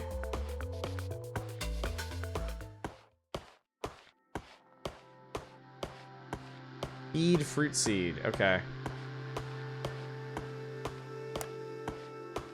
Here, get this pallet.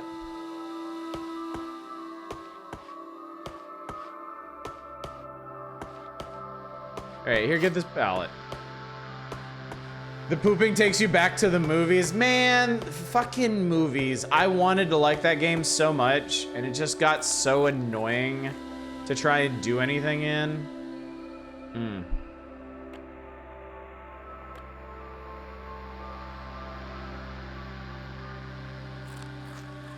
Yes, eat inside the box. Brilliant.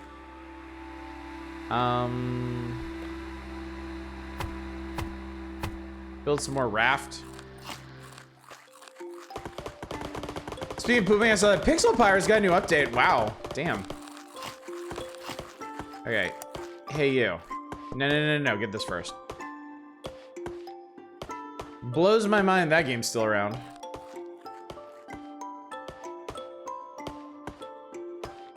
Oh, I didn't tell them to plant anything here.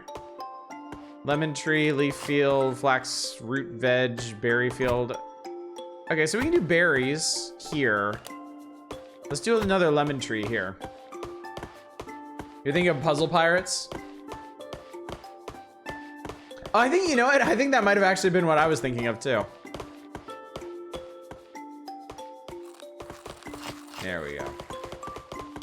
I found the shortcut for speeding up time. Hey, land on this island. You too. Go collect us some stuff.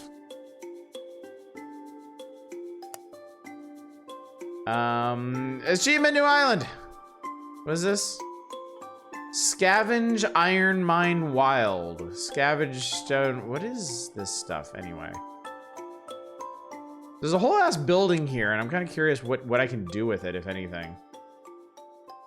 Scavenge a bird nest? I guess nothing, really.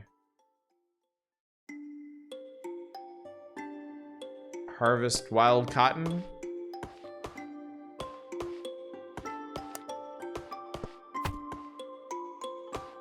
You could collect diverse resources on an island. These resources couldn't be gained when you live on the sea only. It's used to craft more powerful equipment and more kinds of buildings. Select a survivor on an island, go near the resources, collect them, right click. Yeah.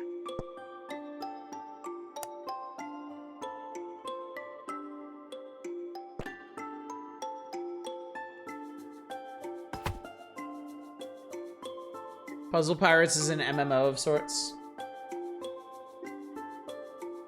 Pick up apple. Scavenge iron mine wild. Right, they might be at that for some time.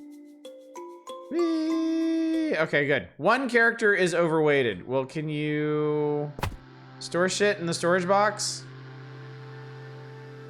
I love that they flop when they land in the water. I find that very funny.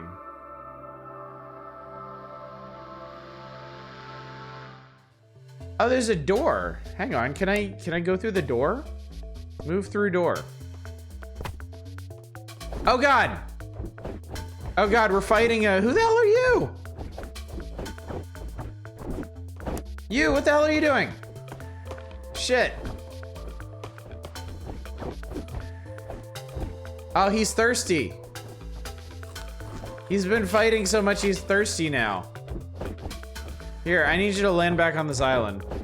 Wonder if how much your carrying affects your stamina consumption. It definitely does, because she ran out of stamina a lot faster. Actually, you know what? Maybe not. She seems to just run out of stamina regularly.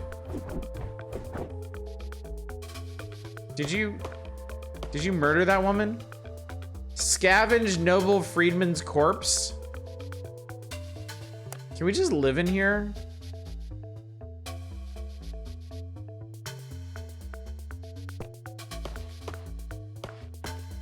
I'm not sure what he's going to do. I have concerns.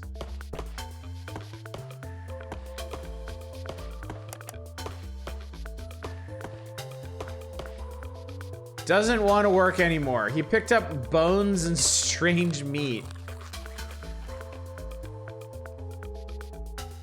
Oh God, what did I just do? Did I make him drop it? That might be for the best, honestly. Now I can have apple tree and orange, actually. She harvested an orange tree.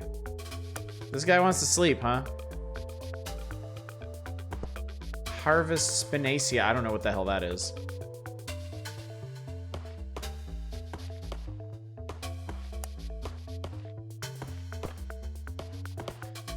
This is Potion berry. I wonder if that's poison. Hey, you want to like pick those apples up maybe? I don't know.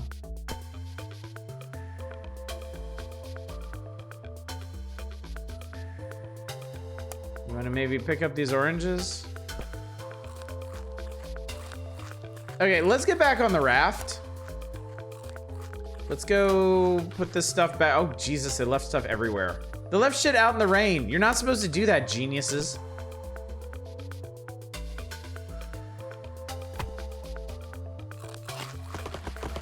Is it full?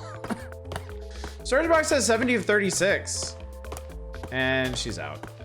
Is that bird doing your raft? I don't know. Oh, I think he's stealing our stuff. I think he's probably stealing resources.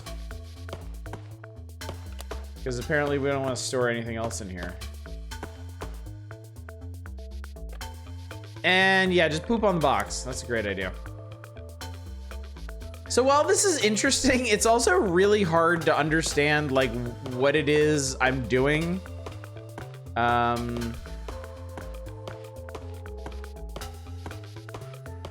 And also I would love to just select items to store. Oh, perfect. Okay, that's what I needed. I needed that command. There had to be one of those, right? Because RimWorld has it.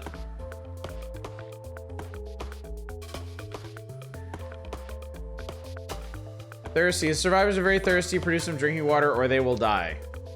Okay, I think I might need you to get up, maybe. Actually, let's see. Water. Rain collector. I think we need this. I think we need this badly. Okay.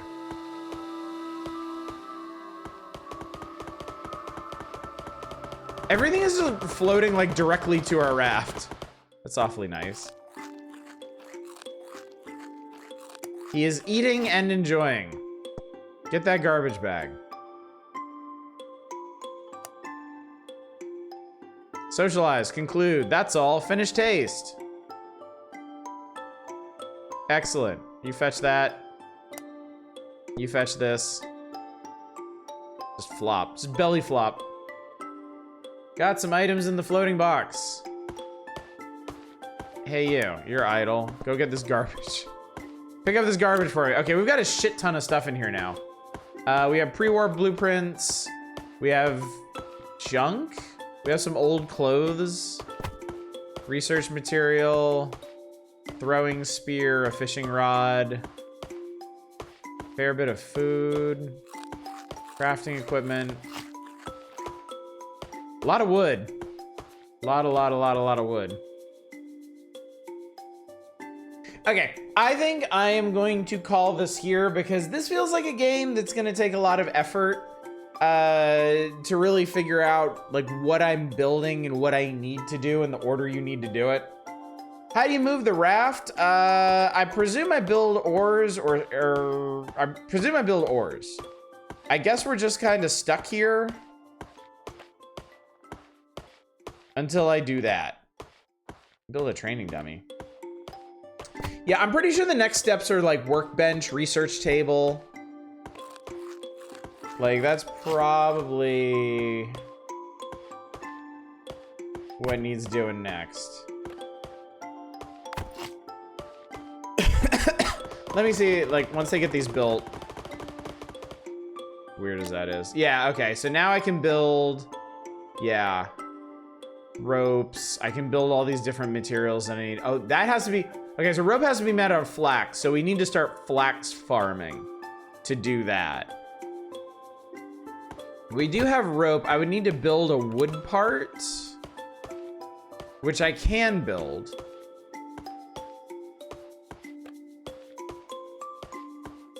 Let's see if we can do that. And then as far as research, oh, Jesus Christ. Fresh water, more fresh water, filter adjustment, purification. Fresh water, architecture, decorations, cooking, smelting, aquaculture, weaving, weapons, bows. Oh God, survivors floating on the sea, save them or leave them alone. Okay. Fishing, sailing, transportation. Sailing has buoyancy, sail tactics, mass control, light materials. Damn, Jesus, okay. Where is this person? Where is this person you speak of? Also, can I just say, it's a very minor petty thing. I really don't like the water texture in this. I'm not a fan of the water texture. Okay, let me try.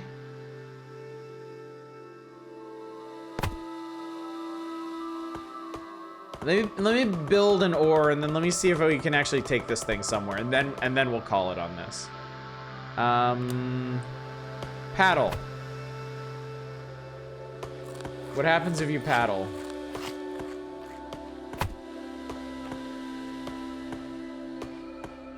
Doesn't want to work anymore. Whoa. Wait, is this the person? Hang on, wait a tick. Oh god, that is the oh, Jesus Christ. How is that? Oh, I see. They're like on a log. Okay. Oh, now he's going. Okay, so now he's paddling. Well, how do I tell them where to go? I saved a survivor. Amazing. Map?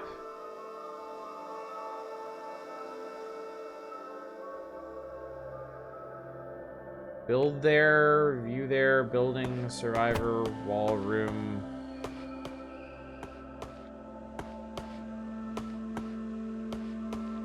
Oh, they want me to, hang on. Status, skill, social health, equipment. Okay. The tutorial wanted me to do that really bad. Paddle need to be placed where 3 sides are water. You can use a paddle to sail your raft. Okay, I did that. So now how do I... Are you sleeping on our paddle? Okay, but like, how do I tell them where to go? Is the real question. Like, if I click on the ore...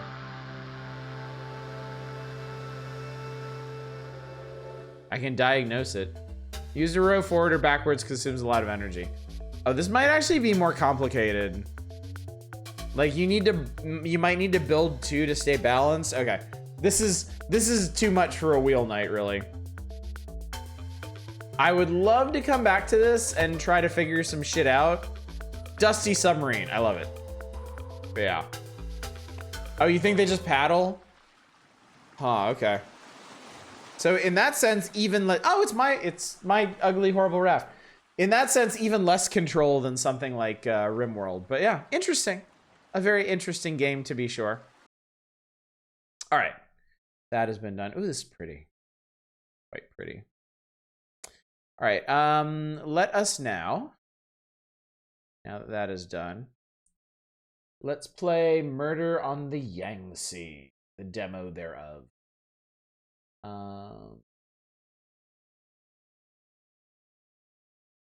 Let's see, Murders on the Yangtze. Okay. Change what it is that we're doing.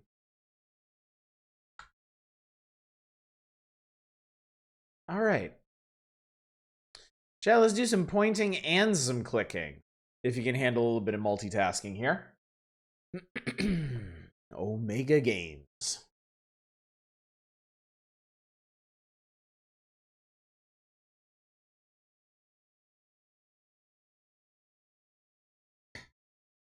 Game without borders. Slow down, Egghead. Ooh, this is pretty. Kind of loud, but pretty.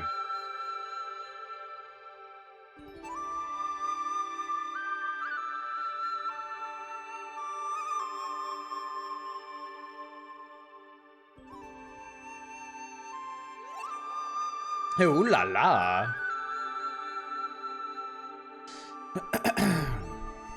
All right, it seems to be self-patching itself. It's interesting.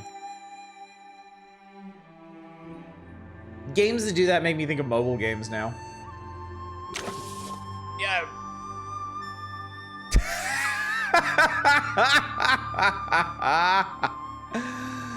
BB to you as well. I accept. Story Murders on the Yangtze River. Horizontal axis detective game developed by Omega Games Studio. Game takes you on a journey through early 20th century China as you solve a series of intriguing cases along the Yangtze River. The stunning brush painting art style and engaging storyline, it offers a unique gaming experience that will keep you on the edge of your seat. They'll give you the whole seat, chat, but you'll only need the edge. Use your logical reasoning, deduction skills to uncover clues, interrogate suspects, solve mysteries with challenging puzzles, Interesting characters to meet. Yours on the next video. I'll have you looking for Barry Gang. Yeah, cool, great. Okay, real quick, though. I'm gonna turn this down ever so slightly. Because those flutes are very nice, but they are just a touch loud. Solving murder while traveling down a long path on a riverboat? This is the Last Express. Here we go, new game. Yes, I would like, log in. Was this originally designed as a mobile game? It's got so many of the trappings.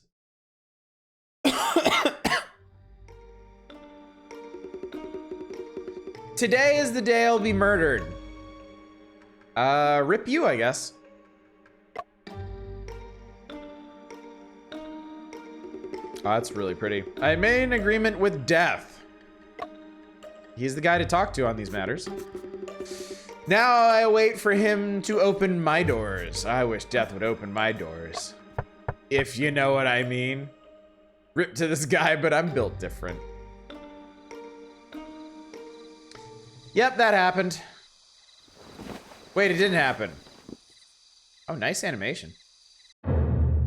Gasp. Uh-oh. Death opened the wrong door, it seems. Unexpected misfortune. Uh-oh. Open up. If you won't open these doors, we're breaking in. And so they did. Uncle. He's been murdered. Don't move an inch, you punk. After an intense stick of time. Would you look at that? The murderer sleeping like a baby at the scene of the crime. My head is spinning. I can't seem to clear my mind. The murderer? Could he be talking about me? In senses a unit of time. Can we focus? Thank you, God. Tap the left and right arrow keys or A and D to control movement. Well, I'm kind of stuck. Stay still and quit moving, you murderer. No, it was not me. I'm just a detective. I came here. Oh, we have to clear our own name, do we? Don't try to weasel your way out of this. Trust me, I'll torture you if I have to. No, wait, I can solve this mystery. Let me go and I'll show you who the real murderer is. Officer Ma, allow him to finish. Is it necessary to verify? It is necessary to verify his true identity. I am John Shen, a traveling detective. My assistant Frankie and I arrived in this town last night to obtain clues on case. Do you think their names are actually John and Frankie in the original Chinese? Or do they just think that Westerners won't be able to identify with the characters unless they have Western names? Our ship broke down en route and we were not able to pull into shore until late in the evening. I'm gonna say no. John Yangtze. Wow, okay. Hang on though. Hang on though. If Frankie is dressing like that, he might just be a Frankie. Okay, this is a mobile game. This kind of has to be. Considering our inventor burnt the generator. That's the shipmaster's fault. I warned him. His greatest fault was allowing you on board. Everyone is so sleepy. There's a young lady crying over there. My name is Lousy. This is my assistant, Bill. I shall inquire forthwith. Excuse me, miss. Are you all right? What? Fuck off! Huh? Why did she run away? Perhaps it is a delicate matter. Well, let's continue on our way then. Time to purchase some investigation bucks to help you in more clear time. A novelist? I think he's the key to breaking that case.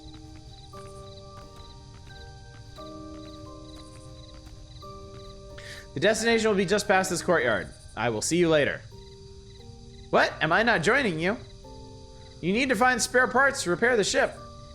All right. Come back soon. I'm off then. Press and hold shift. Oh, so you run by default. They have a character called Jack Daniels in this. There's not really anything to click on. Other than these buttons that pop up. Who goes there? It's late. I am John Shen. I have an appointment with Mr. Robert Lowe to meet today. My journey was delayed by a storm en route. I did not wish to break our appointment, so I took the liberty of arriving at such late hours. John Shen, have we met before? We have never met in person. We have always communicated through letters. Oh, I remember now. One moment.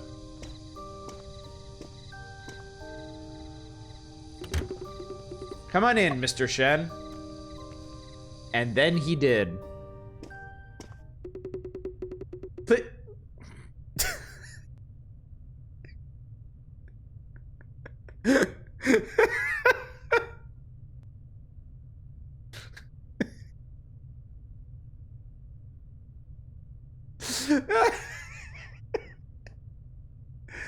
Please wait a moment, Mr. Shen. I must finish writing the story on hand for fear of breaking my train of thought. Look, he's just huge Sir Arthur Conan Doyle fan, okay? Just don't question it. No need to worry, I shall bide my time and await for yours. It's cold in the evening. Could I trouble you to close and latch the door for me? Mayhapsent you couldn't? I did it. And let's just barricade this shit so Frankie can't get in. And name is Liang Holmes.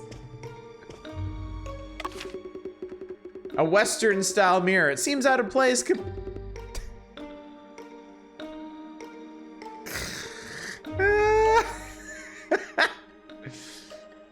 This Western style mirror is completely out of place. Wouldn't you agree, Mr. Holmes? This is just California. Is he gonna ask me to eat my hamburgers? The doors have been closed. Please be at ease. I came here today on account of an important matter. Have you ever heard of the peculiar case that happened in Tokyo, Japan 3 years ago? That is 1, 2, 3, 4, 5, 6, 7, 8, 9. That is 3 ellipses mashed together. That is an orgy of ellipses. Let's take our time to talk about this case. You must be tired from traveling afar. I'm sure you haven't had anything to eat yet. Come on, hamburgers. There are some local rice... Okay. There are some local rice cakes on the chest beside me. Please, I insist, have a taste. Don't mind if I do. It'd be rude of me to decline. That's the technical term. Thank you, English major. Yes, an orgy of punctuation. Something I must deal with all the time. And believe me when I say, it's a messy business. There are a few pieces of translucent pastries on the plate. Eat them. I am quite hungry. Perhaps just one piece. No, eat them all. No, wait, these rice cakes. Oh, you're gonna wake up missing a little kidney. That is what had happened. After I ate the cake, I lost consciousness until you all arrived. So you're saying that you fainted inside this room because someone had drugged you? Yes, that is correct. I told you not to weasel. Even if you were drugged, the only possible murderer is you. Yep, should have stuck with the hamburgers.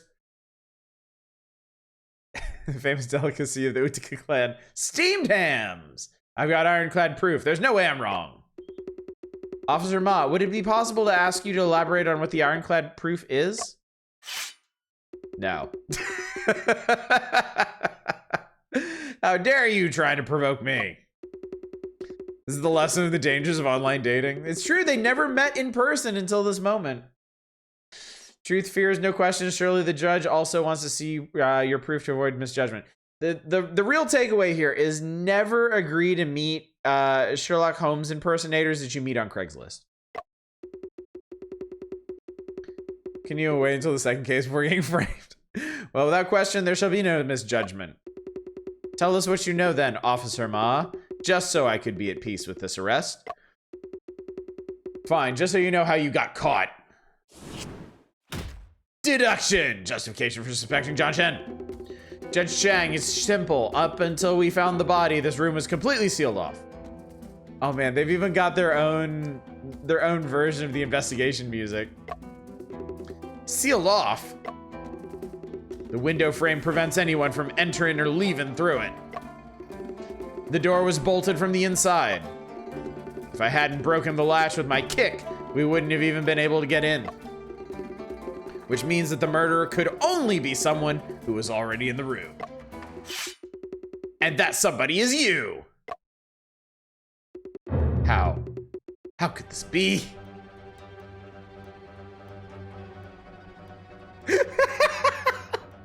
The tension is so thick. The room was sealed off, and I was the one who latched the door. Ain't the truth as clear as day now? Won't you just confess already? Officer Ma's reasoning is sound. I believe there has been no misjudgment. Mr. Shen, unless you are able to provide conclusive evidence to prove your innocence, I have no choice but to give orders to take you into custody. Both my hands are tied. How am I supposed to find evidence in such a short amount of time? John Shen, calm yourself down. This problem can be solved through observation and reasoning. All actions are bound to leave a trace on scene. I am absolutely sure that I did not murder the victim. Someone is trying to frame me. So, I will be able to find within the traces left behind at the scene a contradiction, if you will. Before I answer Judge Chang's questions, I need to carefully observe the scene first. Crime scene investigation! Oh, so I have a little, okay. The victim died facing upwards with multiple wounds on his chest, clothes stained with blood. My hands and feet are tied, so I cannot get any closer to see any other details of the corpse. All right, so we have an investigation bar that's filling up. A short blade stained with blood. This should be the murder weapon, found within my grasp and now seen as evidence against me. New clue, blood-stained knife. A short blade stained with blood was DGB. Yeah, we did that. The blood on my sleeve most probably belongs to the deceased. It seems like there is also blood on my back as well. Quit moving, you punk. What are you trying at? Officer Ma, could I trouble you to help me take off my coat? Oi, how dare you order me around? I would like to take a look at the back to see if it is also stained with blood. Indeed, Mr. Shen, there are blood stains on your back. That's obviously the victim's blood. This is my coat. The left sleeve is stained in blood, and there are blood spatters across the back. This is something, apparently. I can see my reflection in the mirror. My face is pale, and I look quite dreadful. I do somewhat resemble a murderer. Let's see, what else is there to examine?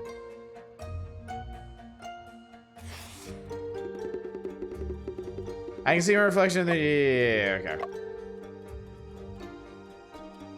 About victim die, yeah. Okay, I can't examine anything else. Several long continuous blood spatters on the floor. They are cast-off pattern bloodstains. There's an obvious discontinuation with the 3 longest blood spatters. How could this be? A discontinuation of the blood spatter is most likely caused by something being removed. The blood stain was likely because something blocked the way of the blood spatter. The appearance of a discontinuation shows that something was once there has been moved. Completed! I have deduced. Have you found evidence that can prove your innocence? This piece of evidence will be able to prove my innocence. Present evidence. I believe it is the coat. Here's proof! Officer Ma, is a person able to kill someone with a knife while having his back towards them?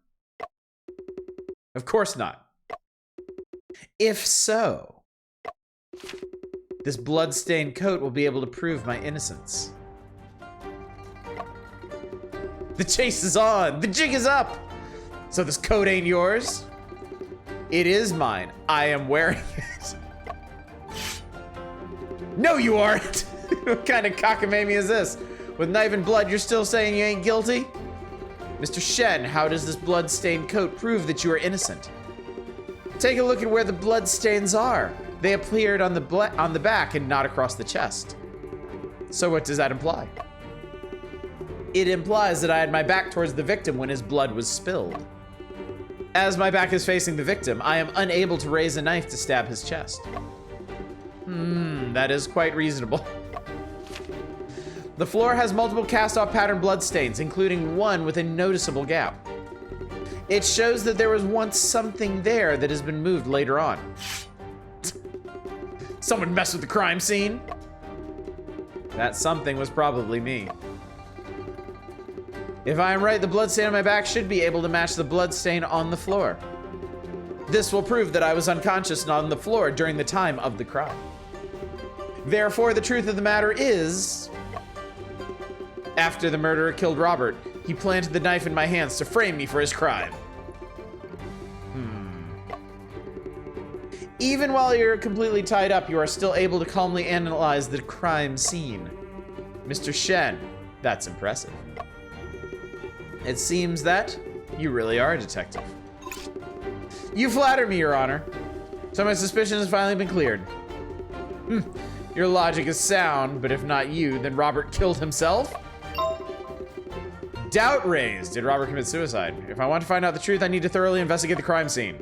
However, with my hands and feet tied, it is impossible for me to investigate. Officer Ma, how about we untie him? Your Honor, what if he... Rest assured, Your Honor, I will not leave this place until we get to the bottom of this case. To try funny business under my nose, you'll pay for it. All right, investigation phase 2, I suppose. If it wasn't us, then whomst was it? Finally allowed to move around in this room, I need to investigate the crime scene as quick as possible. Cannot miss a single detail. Throughout investigations, I will surely encounter many doubts. I should think carefully. Click on the button top left to view suspicions. Did Robert commit... Ooh, this is cool. Did Robert commit suicide? The room was locked from the inside. Robert and I were the only people in the room. Robert and I were alone in the locker room. I didn't kill anyone. If so, then Robert committing suicide would be the only possibility. However, he could not have framed me for his death after committing suicide. Perhaps I'll be able to find some answers from Robert's corpse. Is more Ace Attorney investigations than Miles Edgeworth games? Mirror, I can see my reflection in the Western style mirror. Will I be able to clear my name successfully? Alright, so let's walk. Corpse. This is Robert's corpse. Should I commence an autopsy now? Maybe later. Plate. There were several pieces of rice cake on the plate, but now they're all gone. Clarence Lowe. Uncle, you suffered such a miserable death. I am sorry for your loss. In order to uncover the truth, I need to ask you a few questions. You're the one who murdered him. There's no need for your crocodile tears. Someone murdered your uncle and framed me. I am sure you would like to find out the truth as much as I do. Go on and ask then. Please tell me about the events you encountered this morning. My uncle and I had arranged to go to the book market this morning. We both are novelists. Are you also a novelist? Well, not yet, but I'll be a prolific novelist, rich in publications one day. I understand. Please continue recounting what happened this morning. When the agreed time came, he didn't show up. He was rarely late, so I came here to look for him. When I arrived, I saw Earl Yang was already here. He said that he didn't see my uncle either.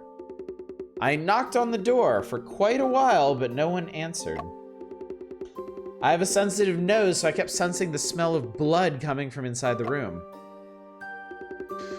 Perhaps it was my novelist instinct, feeling something terrible, so I told Earl to go get help. When I finally entered the room, I found that my uncle had been murdered. Suspicious people? Your uncle's interpersonal relationships, have you ever noticed anyone suspicious? Aren't you the most suspicious person? But let me pose this question differently. Has your uncle held any grudges against anyone? My uncle is very friendly, but he had some kind of grudge against Earl, the errand runner. What kind of grudge?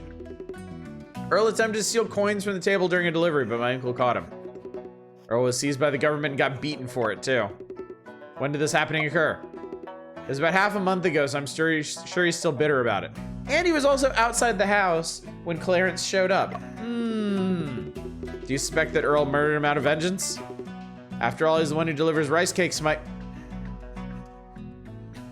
He's the one who delivers rice cakes to my uncle. Also, when I arrived here this morning, he was already here. I don't know how long he'd been. Now that I recall, he did have a sort of sneaky look on his face. It seems it's necessary to talk about this issue with Earl.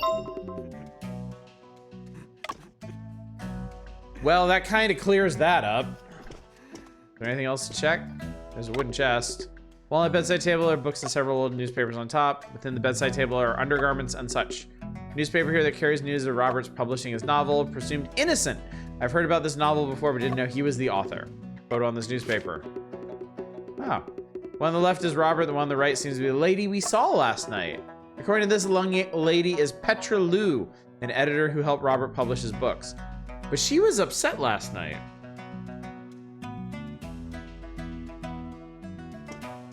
So perhaps it's not as cut and dry as I suspect. There are piles of old books underneath the novelist's bed. They're all covered in dust, which means he has not read them in quite a while. A wardrobe slightly taller than a person. It is locked. Let me try to pick the lock open. I give up. If only Frankie was here. He's very skilled in things like this. Ooh, okay. Be nice if it was a red herring. You know, it could be. It could be. Robert's desk is placed in front of the window. When I met him last night, he'd been over his desk writing the entire time. Let me take a look at what he has on his desk. Oh, we got a crime scene. Investigation.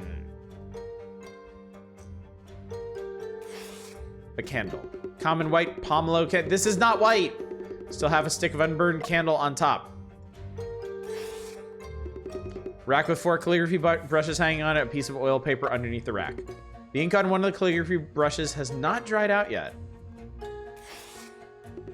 Simple square-shaped inkstone. There's several plum blossoms engraved on one side. Layer of residual ink on the inkstone that's starting to harden into a gelled state. What we got? Stack of books on the table, including Investigator and the Adventures of Sherlock Holmes. There's a pile of blank calligraphy papers in the drawer with a paperweight placed on top. Next to papers are 2 new pens, 3 candles, and a box of matches. There's also a small box. There's an ink cartridge made of tin holding a half-used ink block. Here's a book titled Tales of the Moon Colony. There are several magazines underneath it, all of which are illustrated fiction. Stack of newspapers, various issues of the Shanghai News have all published Robert's works. Near the window? Frame on the window that would stop person from climbing in or out, no traces of scaling. Complete. I was not able to find any useful clues. Seems like something is missing from this table. Oh, we have a doubt. Ponder. Seems like something is missing. Nothing useful on the desk, however, I felt something was unusual. Seems like something is missing. What could it be? Grudge between Robert and Earl. Parents say that Earl was responsible for delivering rice cakes to Robert. Theoretically, Earl had the chance to tamper with the rice cakes. He also had the motive. Could it be that Earl killed him out of revenge? Can't believe that murderers stripped Robert of his King Rag cosplay get up after murdering him. What indignity. Let's do the autopsy. Commence external autopsy. Ooh, what's this? Wait, press the screen to something. Oh, okay. Release to okay. Lips. His mustache is crooked. Upon further inspection, there's glue on the underside. The mustache shape looks Western, not Han Chinese. Apparently, the deceased is wearing a fake mustache. Lips, fake mustache. Collar. There is white powder on the collar of the deceased. Feels like something made from glutinous rice. These are crumbs from the rice cake. So he ate one of the spiked rice cakes too. Seems that Robert eaten a rice cake before he died.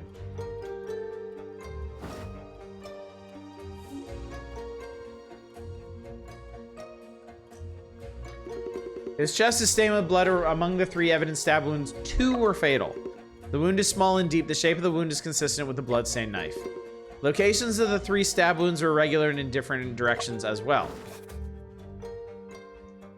Although he listed 3 fatal stab wounds, which is odd. Hair.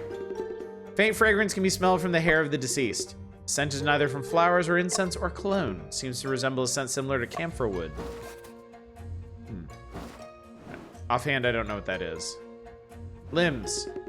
No abnormality is found on the limbs of the deceased. No hesitation wounds or defense wounds are present. That is quite peculiar. Probably because he was unconscious. Body. Deceased's undergarments and his coat is gone. I have searched the entire room for it, but is nowhere to be found. If this room is a locked room, how could the coat disappear out of thin air? Doubt raised. Disappearing coat. We have verified the autopsy. We now have the autopsy report. I suppose we can use this as evidence now.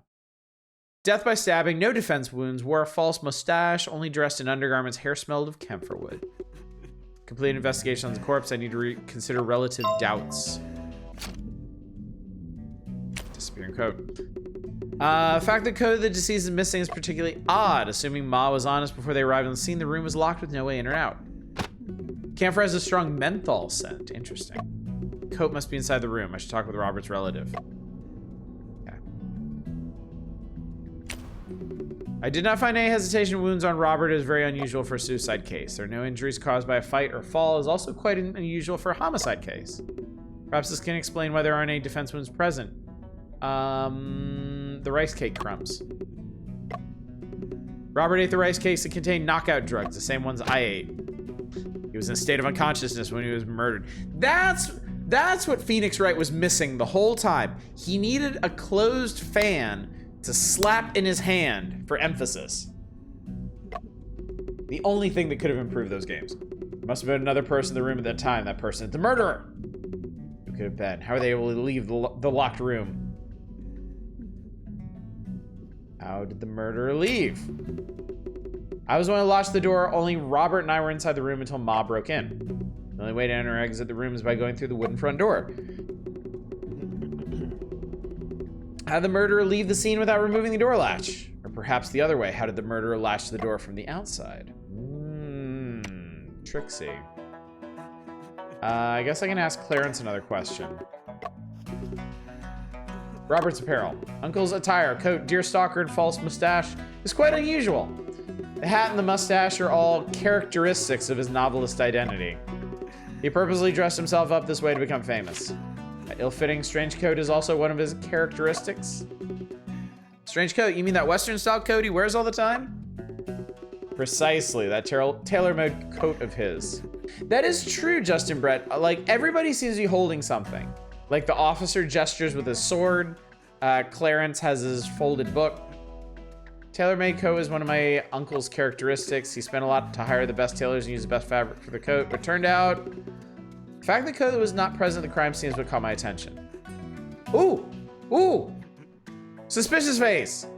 You're saying my uncle's coat disappeared out of thin air? Perhaps the murderer took it with them. Detective Shen, you provided me with an excellent plot for a novel. Go on and ask them.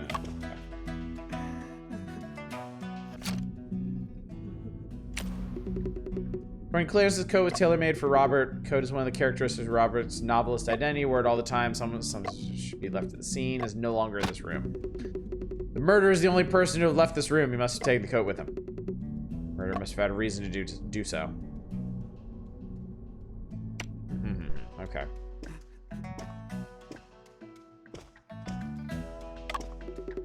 Can't believe Chuck Chang will allow you in on investigations. Don't even try playing tricks. I'm watching your every move. Cover the actual murderer. A few questions for you. Events before I awoke. Are you asking so much you trying to say I didn't protect the crime scene?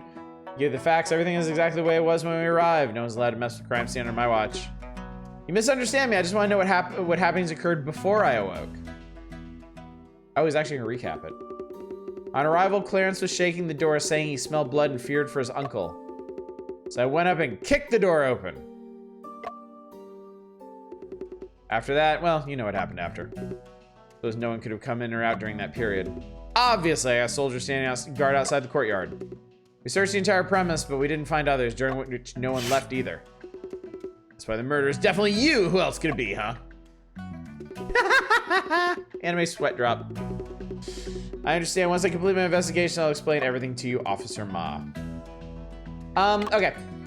This one, we've been in this one for quite a while. I'm gonna go ahead and wrap it here because it does seem like this is a pretty involved investigation.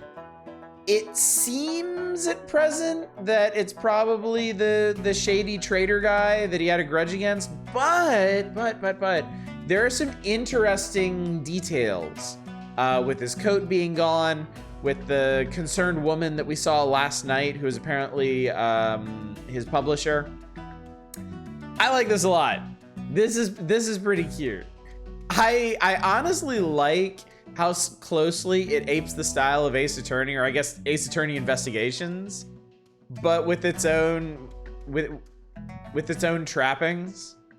Uncle got that stinky blood, got stabbed, and immediately starts stinking up the place. But this is really cool. It was old Clary over there. It could be, eventually it could circle back around to him. Also, I noticed they're adding historical facts. Okay, so this is really cool too. They actually add historical context to help you understand like why things are the way they are. That's pretty cool. General knowledge. Oh yeah, if you don't know what hesitation wounds are or cast off pattern blood stains, that's pretty neat. This game's got a lot going for it. I'm impressed. I am impressed. So I will save here. I will probably finish this this case off stream. This is cool. I like it. Explain the English names? Probably not. Chinese people using English names isn't uncommon in history. Like within China though? Like, I don't know that it makes a whole lot of sense that every random person you would run into in this small village on the Yangtze River would go by a Western name. Like, it's super common for Japanese people and Korean people, so I assume most Asian people. Like, when they come to the United States, they kind of choose a Western name for themselves. But I feel like not so much in their home environs. Yeah. Plus, John was going to school in London. All right, well, we have seen 2 of our chosen games so far tonight. Let's go ahead and check out Bio Prototype so we can declare a winner and hopefully keep enough time to maybe look at another game or 2 afterwards. So let's see what this Bio Prototype is all about.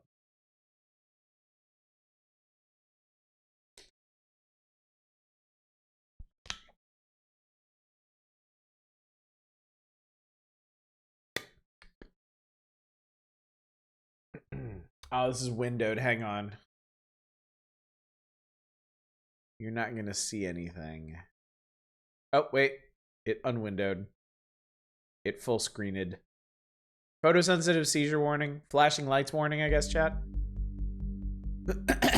All right. Is this a mouse game? Is this a controller game?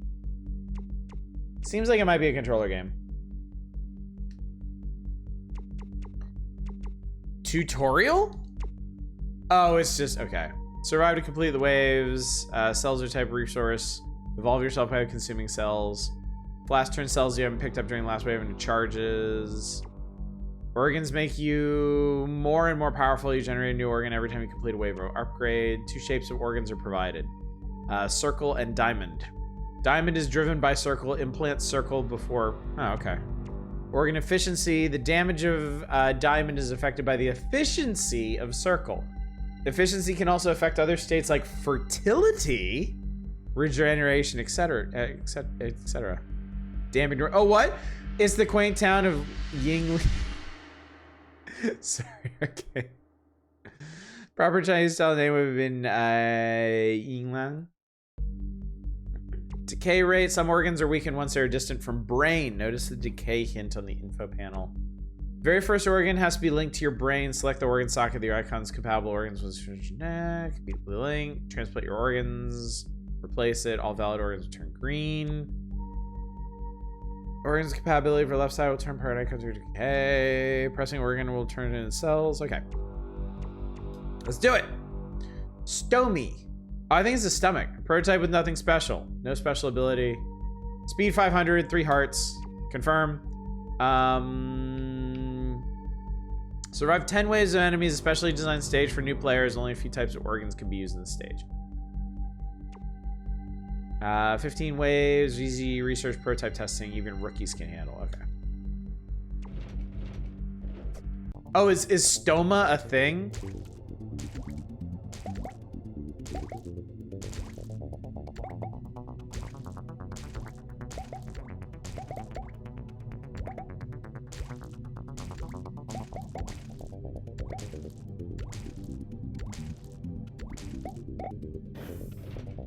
All right, I did it. Spine of the Jackal. Activate the right side organ periodically. Activation cycle, yet. Right side compatibility, tentacle, limb, gland, horn. Spine of the chimpanzee, activation cycle. Slower activation cycle, but much higher efficiency. How technical, limb, gland, horn, and offspring. Nerve of the boxer. Activate the right side organ while the left side organ hits an enemy. Low efficiency. I'm gonna go with the spine of a chimpanzee. And then... fires projectiles repeatedly when activated. Let's take a tentacle. Wave 2. Oh, mutation culture test? Mutation? Oh, Jesus Christ. Okay, well, there's my brain. There's my spine. There's my tentacle.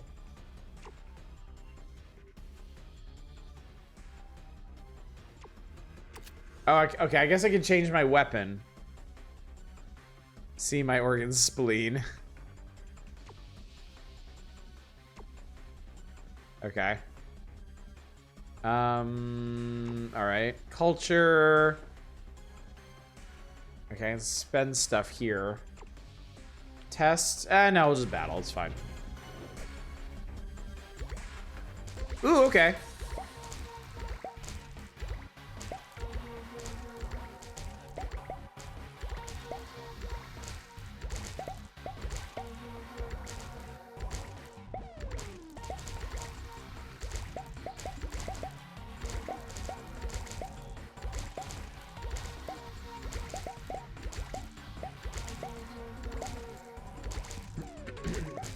It seems like a pretty complicated system that's a little hard to figure out.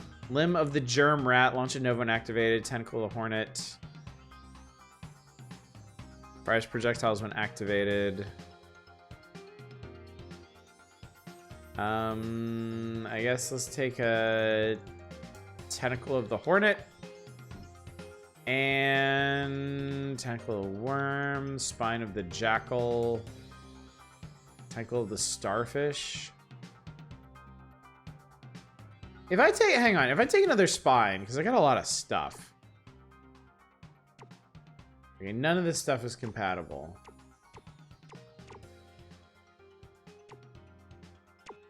Hang on, what am I doing here? Oh, trigger, that's what I need. Okay, so I can switch out the spine, I can switch out the weapon. I can't do anything with this yet.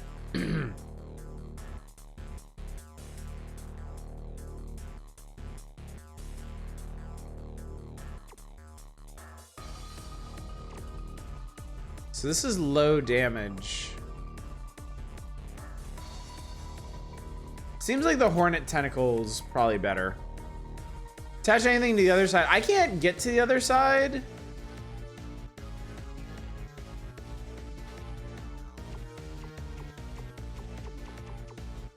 Like the top buttons. Yeah, I can't get to the other side of the brain. Probably can't do any attaching until after you're out of the tutorial.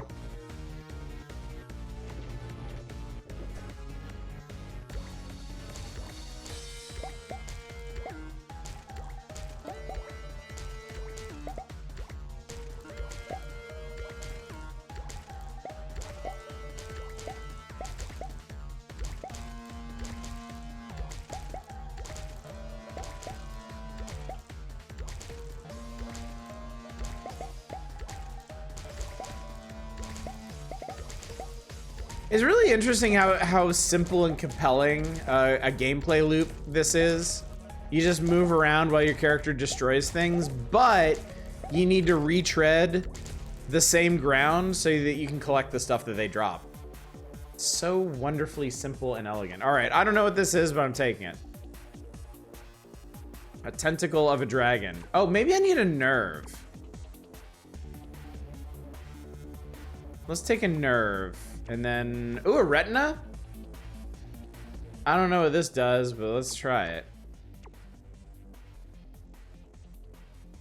Ah, yes. Okay, now I can put something over here. Actually, wait, before I do that, culture. New organ. Transfer cells to new organ. Increase organ drop rate. Increase organ pickup range. Brain. You gain additional brain per level. What? An additional, what, like an additional entire brain? Brain capacity? Oh, your brain is able to control one additional organ per level. I don't, what is this? I don't know, we're gonna find out what that is. Maybe.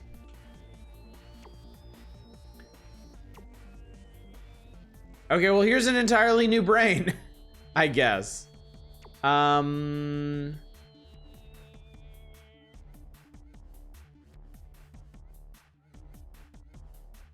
Let's do a clown nerve. Oh, shit. Okay. And then let's stick a dragon on here. Oh shit. Look at this. Oh, this is super cool.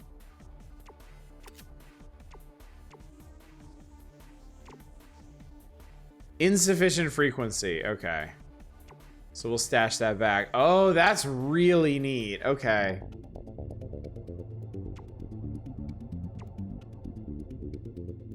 A chimpanzee thing? Okay, I don't have enough brain for that, but... Okay. Well, cool.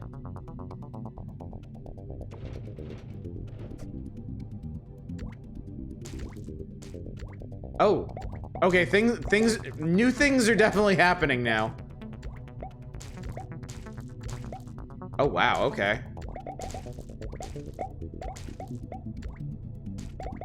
Ah!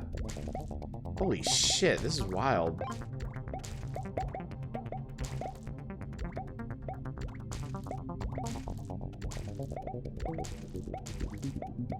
I just wish I had a better grasp of what it is I'm trying to do. Well, I mean, I guess not what I'm trying to do. I wish I had a better grasp of how the whole organ system works. Because right now I'm just plugging things in because there are spots to plug things into other things. Left side and right side mean the thing to the left and right. Yeah, it seems like the immediate ones. Tentacle of the dragon. Retina of the raven. I'm gonna take another one of these. I'm gonna take a raptor nerve. And I'm gonna take another one of these hornet tentacles.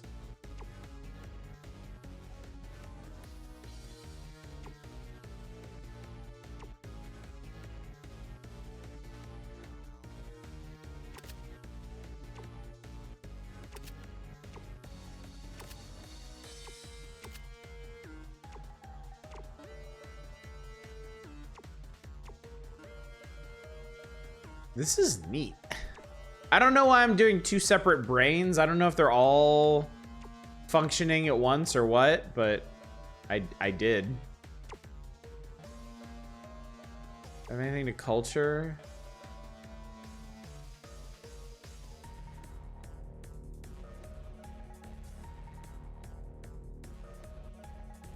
I'm gonna increase my radius.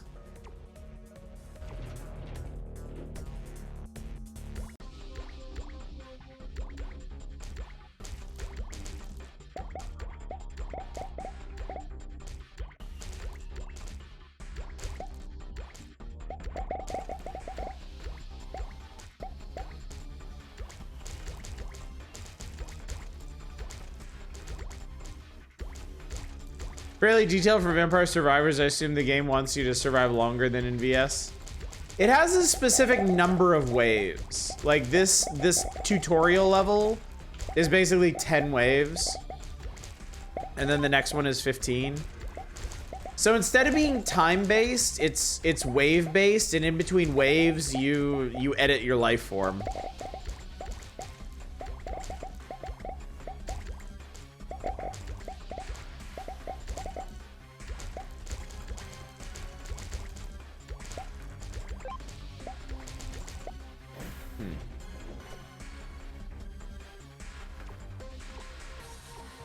Alright, take another clown nerve. Ooh, tentacle of coral. I don't even know what, limb of the germ rat? Sure. I'm just taking things that look different now. High efficiency.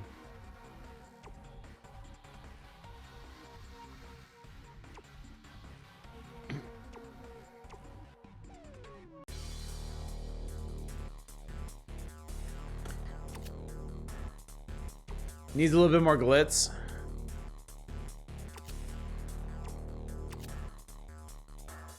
So I guess this one's, yeah, we need more capacity. That one's full up. Yeah, we have harvested the clown nerve.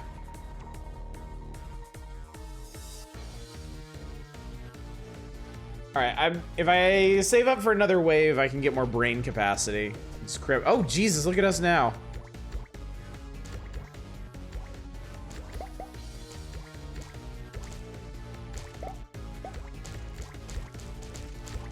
Oh, wow, okay.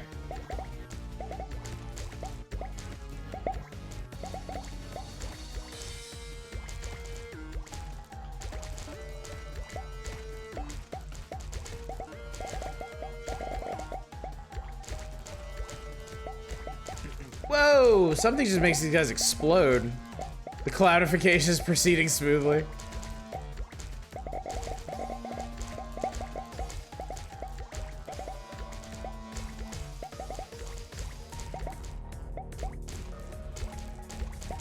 Ow! Oh.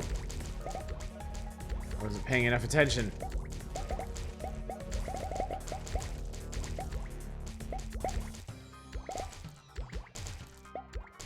So I'm leveling up too, but I don't know what the relevance of leveling up is. Not sure if that's making me do more damage too or what. I will take a boxer nerve and more coral, I guess. And a white fox spine. And then we're gonna culture higher brain capacity. Followed by some increased base damage and critical damage.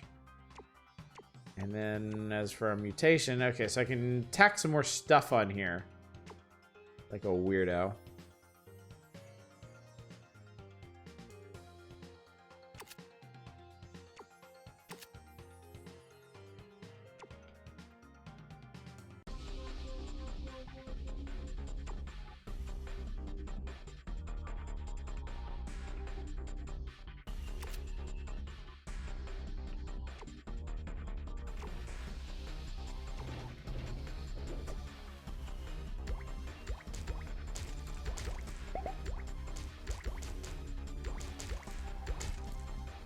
This thing's actually move rather fast. This definitely seems more fast-paced than Vampire Survivors. Like just higher base move speeds for both you and the enemies.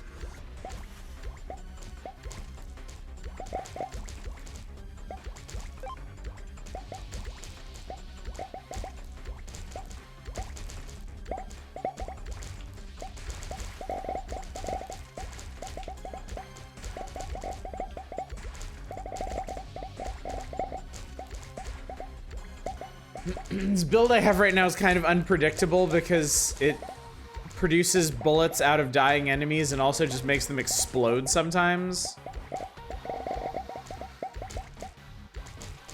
I don't purport to really understand it, but I do enjoy it.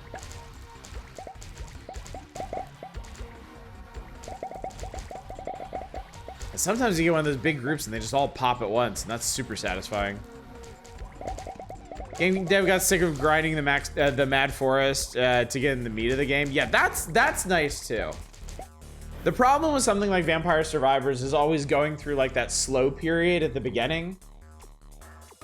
Limb of the skeleton. Spine of the jackal.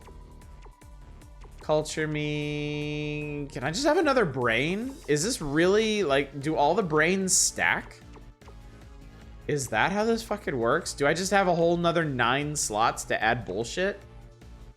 Because if I do, like, that's kind of nuts.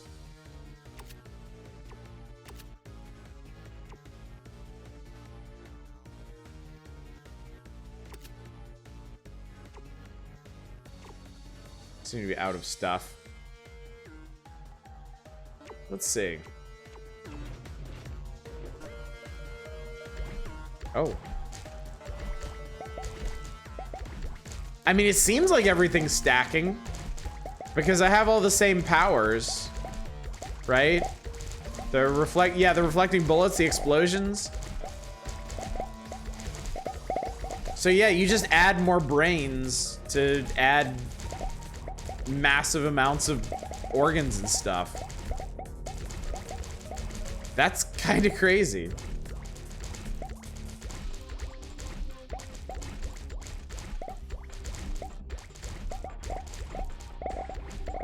Whew. That blew everybody up. I wonder if this is gonna be like a boss on wave 10.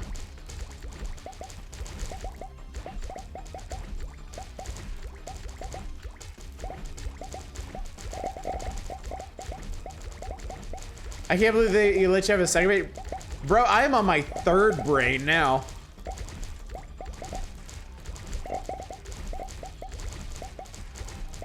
And it looks like you can have 4 total because the upgrade, you can take that upgrade, I think 3 times. So you can be quadra-brained.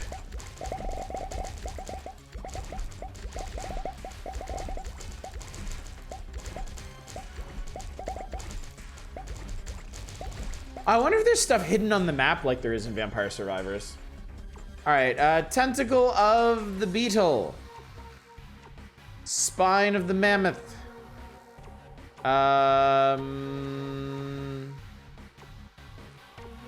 Spine of the jackal.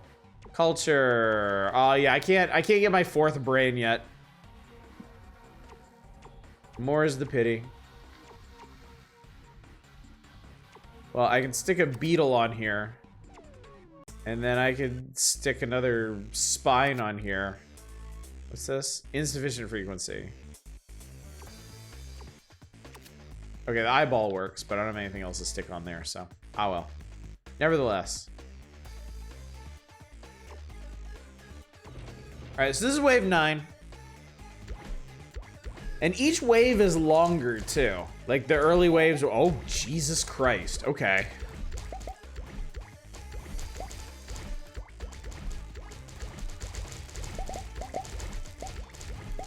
We're not quite at the point where I don't have to move, but I feel like we're very close.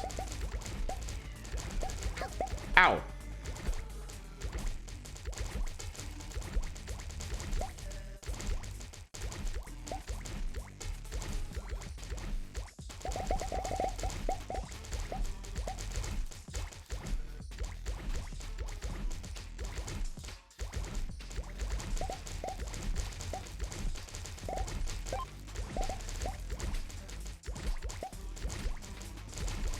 Oh god, oh god, oh god, oh god, oh god, oh god, oh god, oh god, oh god. Oh shit.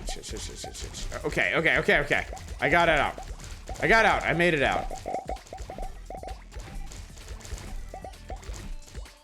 Man, I kept waiting for one of those big chain explosions to wipe everybody out, and it didn't happen. Game heard you talking shit. God Christ, it really did.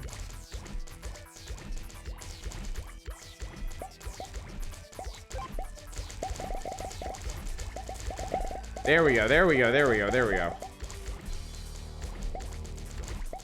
Whew. Damn. Okay.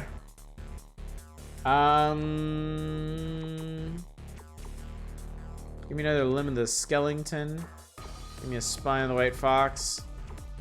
Give me a nerve of the clown. Ooh, tentacle of the mushroom. Neat. All right, can I culture? Yes, give me another brain. Give me all the brain. Achievement unlock brainstorm. Bump up move speed. And crit chance. All right. All right, brain number 4. How do we do this? Spine of the jackal. Clown. Sword. Eyeball. Nothing. All right, great. All right, wave 10. Let's see what we got. Let's see what awaits us. What a jaunty little hat we have. Okay, well, we got a shit ton of orbity things now, which is nice.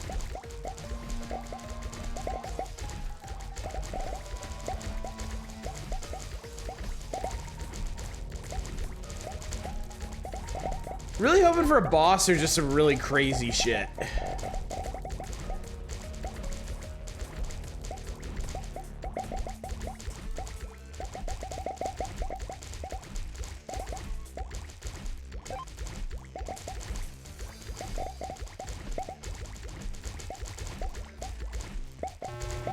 Oh, here we go. Oh God, there it is.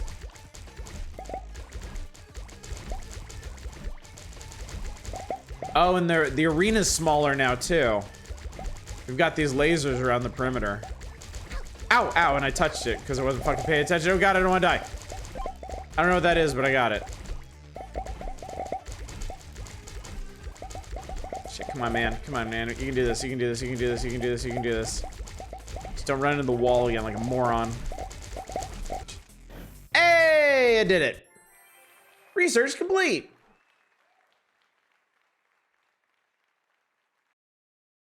So it took 21 minutes, 0 stage, stage 0, 10 waves survived.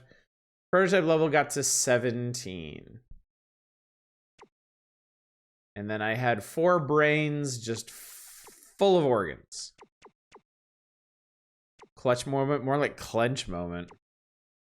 New feature, prototype genius. Okay. New feature, organ cochlea, bladders, prototype fate. Cool. Okay, so now I have new characters. Okay. So genius, prototype with amazing operational capacity, its stamina is weak. So its speed is 50 lower than Stomy. Organ next to your brain has plus 50% efficiency, can have up to 8 brains, and your initial brain capacity is 4. That's sick. Fate, a prototype that breaks the natural law. Gain an additional organ option. Upgrade optional organs to higher rarity after refreshing. Organ refreshing always costs 50 cells. So this one wants you to refresh your selection as many times as possible. There's some unlock conditions. Have 8 HP, defeat 20,000 monsters. For reference, in those 20 minutes, we beat 2,600 monsters, so. Link 3 different types of offspring. Complete a game with Stomy at stage 1 or above. Complete a stage with Genius. 50,000 monsters with Nature, Hydra Queen, Cuckoo. Complete a wave without killing any monster. Complete games with 3 different prototypes. Upgrade different. So this is cool. This is really cool, chat. This is really, really neat. And then we have our collection of organs. Seems like there's a real healthy spread. And then, of course, each organ has its own randomized traits. And then these are the achievements that you get, I guess. This is cool. This is a very cool game. I like it. I will definitely be playing more of this. This feels like a Neon Abyss kind of situation for me. Like after Neon Abyss came up on a wheel, I was like hooked on that game for a couple weeks, and I think this might be my my new interest. So I'm actually gonna, yeah. That. All right, well, chat. With that, let me put on a little music. Go back to this because we have a little bit of discussion to do. It's now time. It's now that time of the evening to decide what the most entertaining of the 3 games that we played was. So let's go in reverse order just because I clicked on the bio prototype store page first. So we just experienced this, a rather unique take on Vampire Survivors. Pretty neat. A lot of upgrade options. Seems like this one can get really crazy really fast. A little hard to grok what's exactly going on. It also looks like the brain types can get pretty complicated too. Before that, we played the demo for Murders on the Yangtze River, a very Ace Attorney Adventures or whatever it's called kind of game. Seemed to be setting up a pretty interesting mystery. We didn't solve it, so we don't know how particularly complicated it was, but plenty to investigate, plenty of discrete scenes, interesting art style, nice Eastern painterly style to it. And then before that, we played, what was it, Last Wood? Yes, called Last Wood. Seems to be a very precise mix-up of Raft and RimWorld, played from an isometric perspective with nice little blocky people.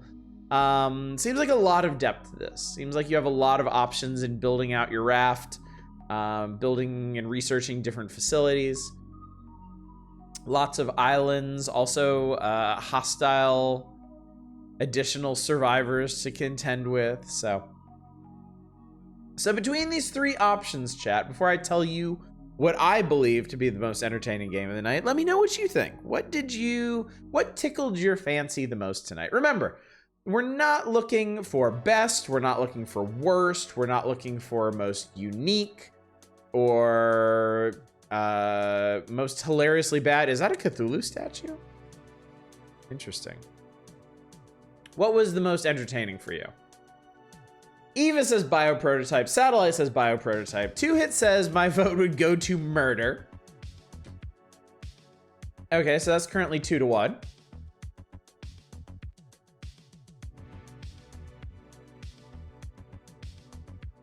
Deep's Thought says the whodunit ties things up. All right. All right. Justin Brett also agrees the second one.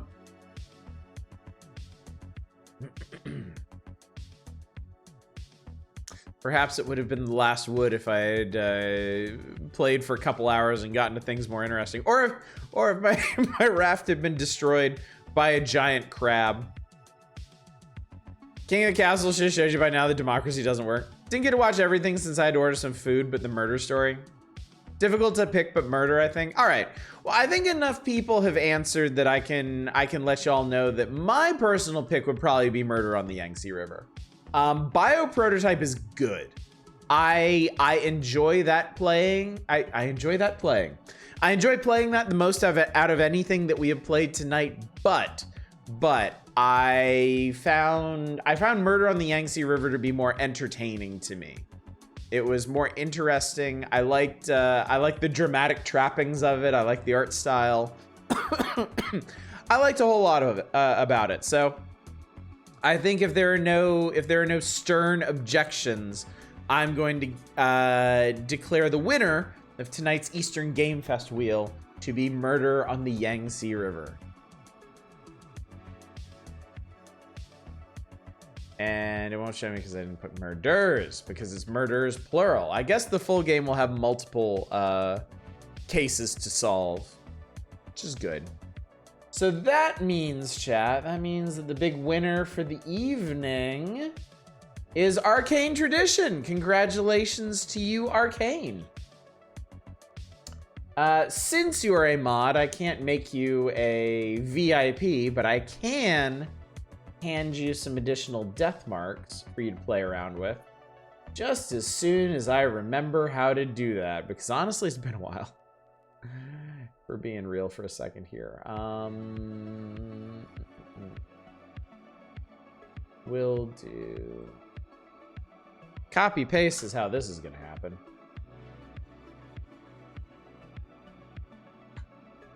All right, just give me a second here. Fish. Just test you out on me until you get it right. Yeah, you would love that, wouldn't you? All right, congratulations. Congratulations to our friend Arcane. An excellent pick, this one. Glad it was, in fact, selected. Glad we could experience this. And yeah, I'll probably go through and finish that case sometime. Time to request double draft. Okay, and you are instantly making me regret doing this. Well played, my friend. Well played. All right, so with that done, do we got...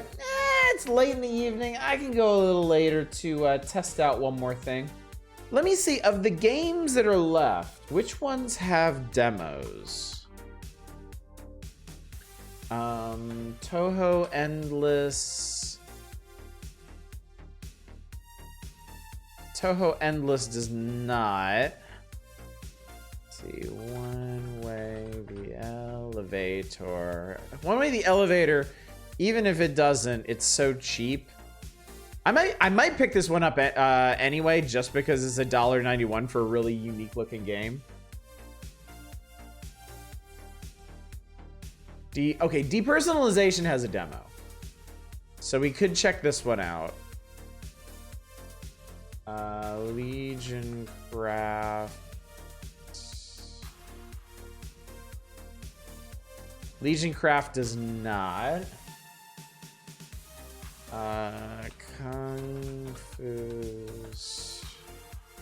If I was a smart person, I would have made note of this as we were going through. Kung Fu Strike's only 99 cents. So that'd be an easy check. Last command. Unrelated, take a look at Papa's Freeze Area. Okay. Last command has a demo. And Insomnia Theater in Head does not have a demo, but it is cheap. Okay, let me, I really want to try Last Command. And this seems like the kind of game that I could just jump into for a couple minutes and enjoy. So let's throw Last Command on. Wow, it's 1.2 gigs, huh? Well, I suppose while we're doing this, we can take a look at Papa's Freezeria, which is right there. Return to Calypso Island to serve seasonal Sunday treats in Papa's Freezeria Delight. Oh, Jesus Christ. Craft Sundays for all your quirky customers while earning tips, points, and special recipes. Switch gears and take a trip in the food truck to concoct your own chili creations and see who shows up. This looks kind of cool. Almost like another, oh, wow. That actually looks really cool. Unlock 143 wacky customers. Okay, so the customers are actually discreet people. Seems like a take on the Cook Serve Delicious formula. Nice, nice. Freeze Serve Delicious. Cool, yeah, I might check that out. That looks pretty cool. And it just came out as, wow, it's got overwhelmingly positive reviews. This is a new game. I've seen that chef before. I mean, it came out 14 days ago, 2 weeks ago. So yeah, has Flipline made anything else? I think the art style, like this particular style of people, I feel like I've seen them before. It might be a popular or something. It's an older one, really? I guess it was available elsewhere then. Remember from an old meme burger from a mayo burger? Okay. Anyway, I just succeeded in grabbing Last Command. So let's give this a little play before we tuck in for the night, shall we? Oops, wrong button.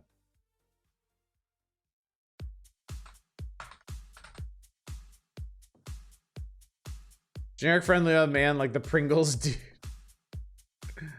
I knew I recognized him from somewhere. All right.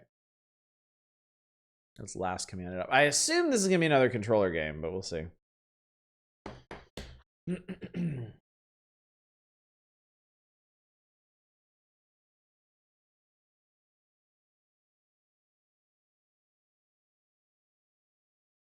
Flashing lights warning. Beware.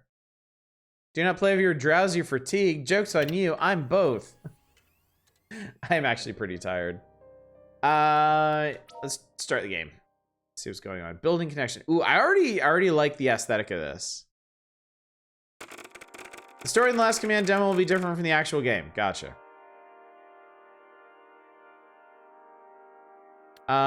Story mode for those of low experience standard. For occasionally play action and bullet hell games. Expert and nightmare. This world is like a nightmare. Unreasonable. We'll just do standard. Oh, really bright. I felt like I had this dream. In the dream, I was a conscious program. I knew this program. It was a program created by a codemaster I've always admired. Were you Tron?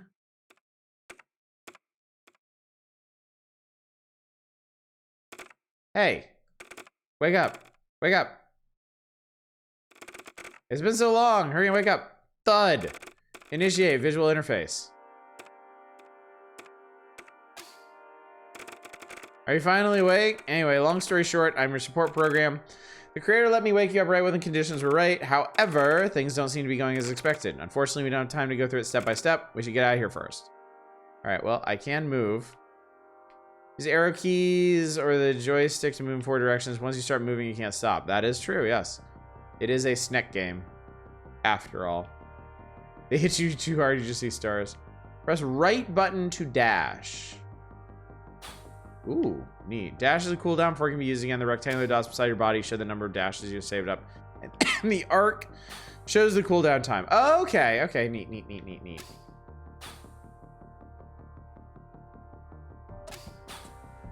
Boy, I barely got that. Press B to switch into focus mode. You move more slowly and are able to interact with Oh, and by move more slowly, you mean stop. Target program detected. Execute initiation program immediately.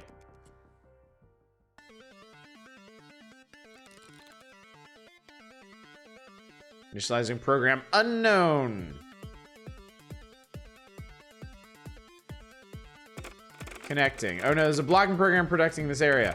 In that case, we need to find a way to defeat it. For this, we have to try and get the control of this program. How to retrieve the control, you ask? Not to worry, I'll teach you step by step. Try to move and dash to collect scattered data.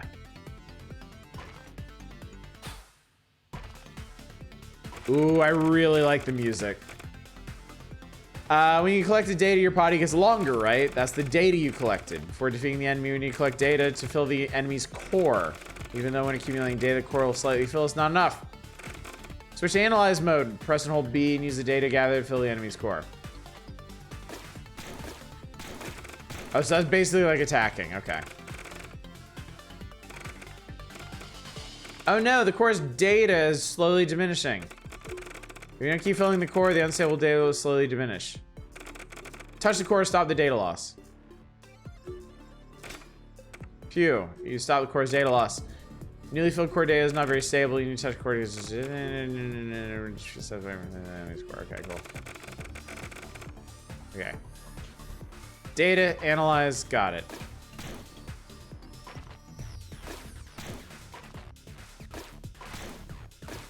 I don't know you. Who are you? Good job. To successfully weaken the core, hurry while the core is weakened, move inside the dot area and use dash to give the enemy a final something. Boom. Just like that, we have successfully eliminated a layer of defense. Top right. This program has many layers. God damn it. You need to repeat this process a few more times in order to eliminate all the defense layers. Okay. So we keep doing this for a while. Can I just make myself super long?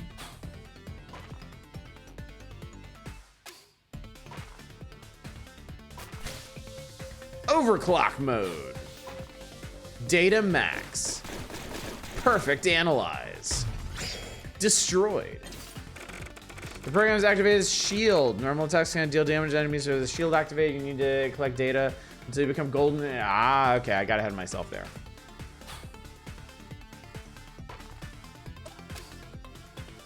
I like when you try to dash while it's still charging up, it says dash unready.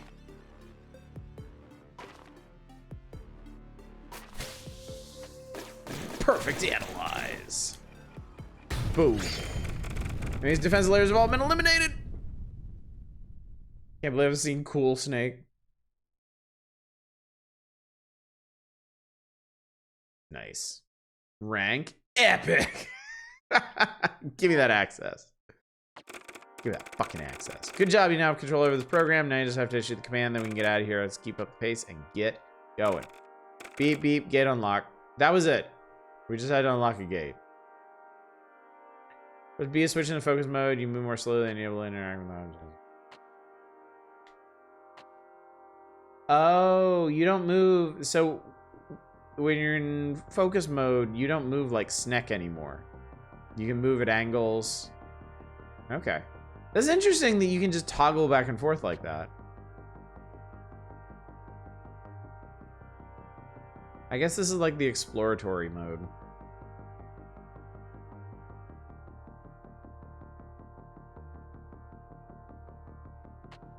Press and then select module, equip your newly acquired module. Lost folder, chain to module. Yeah, okay. Module. EMP can choose 200 SP, destroys all low damage objects and you find. Sure, great, okay. It's passive. Okay, I did it.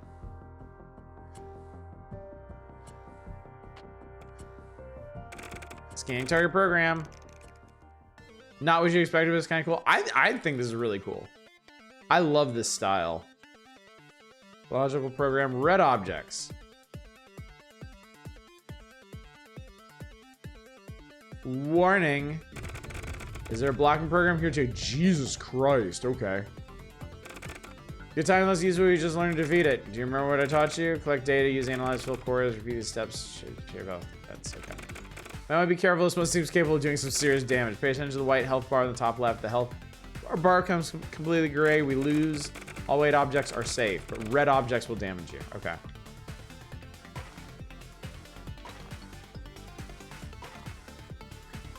So this is when it becomes bullet helly.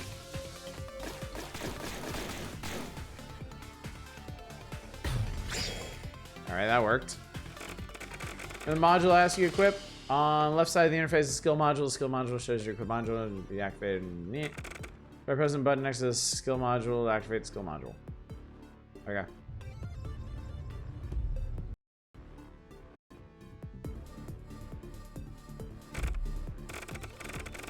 Good, let's try a few more times. Get familiar with using... Don't worry. Man, this sucks. I really like this music, but my earbuds died. So y'all get to enjoy without me.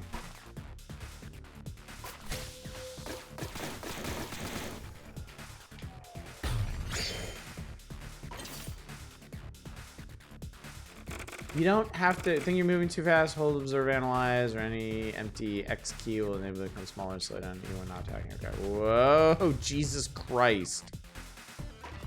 Oh my God. Okay, so you have to do that.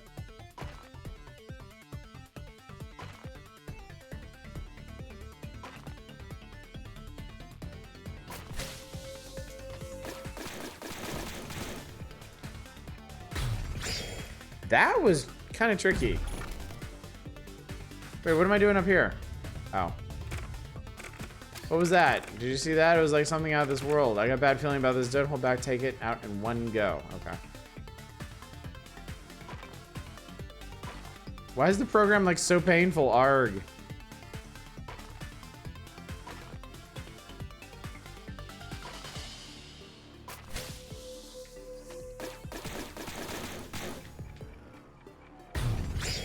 All right, I got it.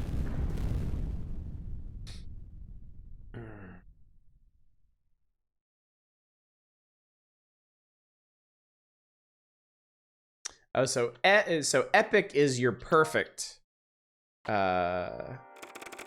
Is getting an absolute perfect, and then S is if you screw up. Looks like everything is going well, not bad. You're getting the hang of this faster than I expected. We're running out of time, so it's becoming aware of our existence. Maybe let's proceed carefully. Okay. Beep beep, get unlocked. Beep beep, beep boop.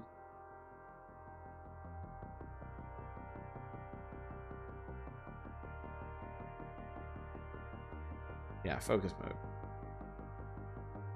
Okay, honestly, chat, I'm gonna go ahead and stop here because I'm really tired.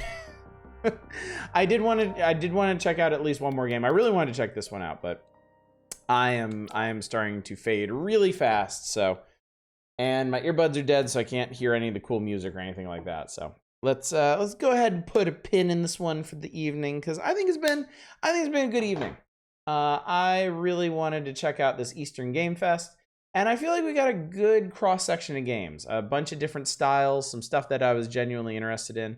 And I mean, this is still going on. There's still a bunch of games in here that you can check out if you want.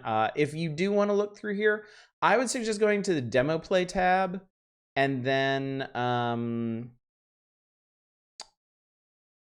down here, hit popular, and then you can just scroll straight through here.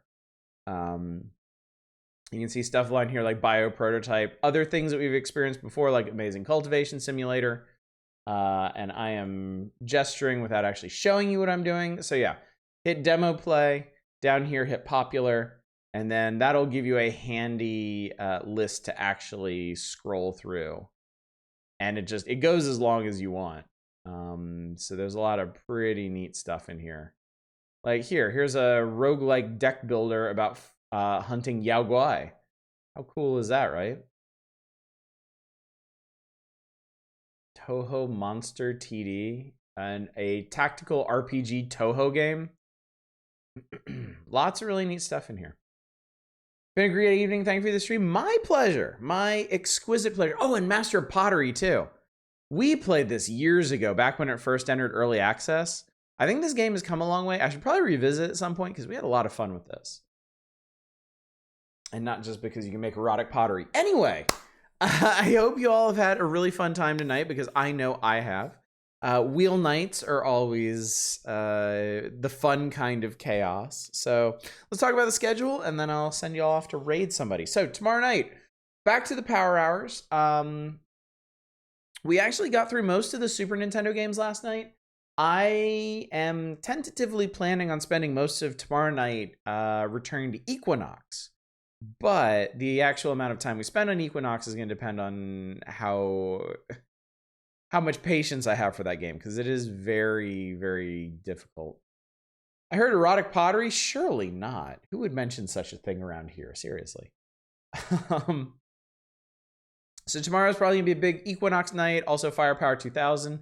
If we have time, we'll get into the Game Boy games, but we'll just, we'll play it by ear. We'll see what happens. I will not be streaming on Sunday because I don't stream on Sundays, typically.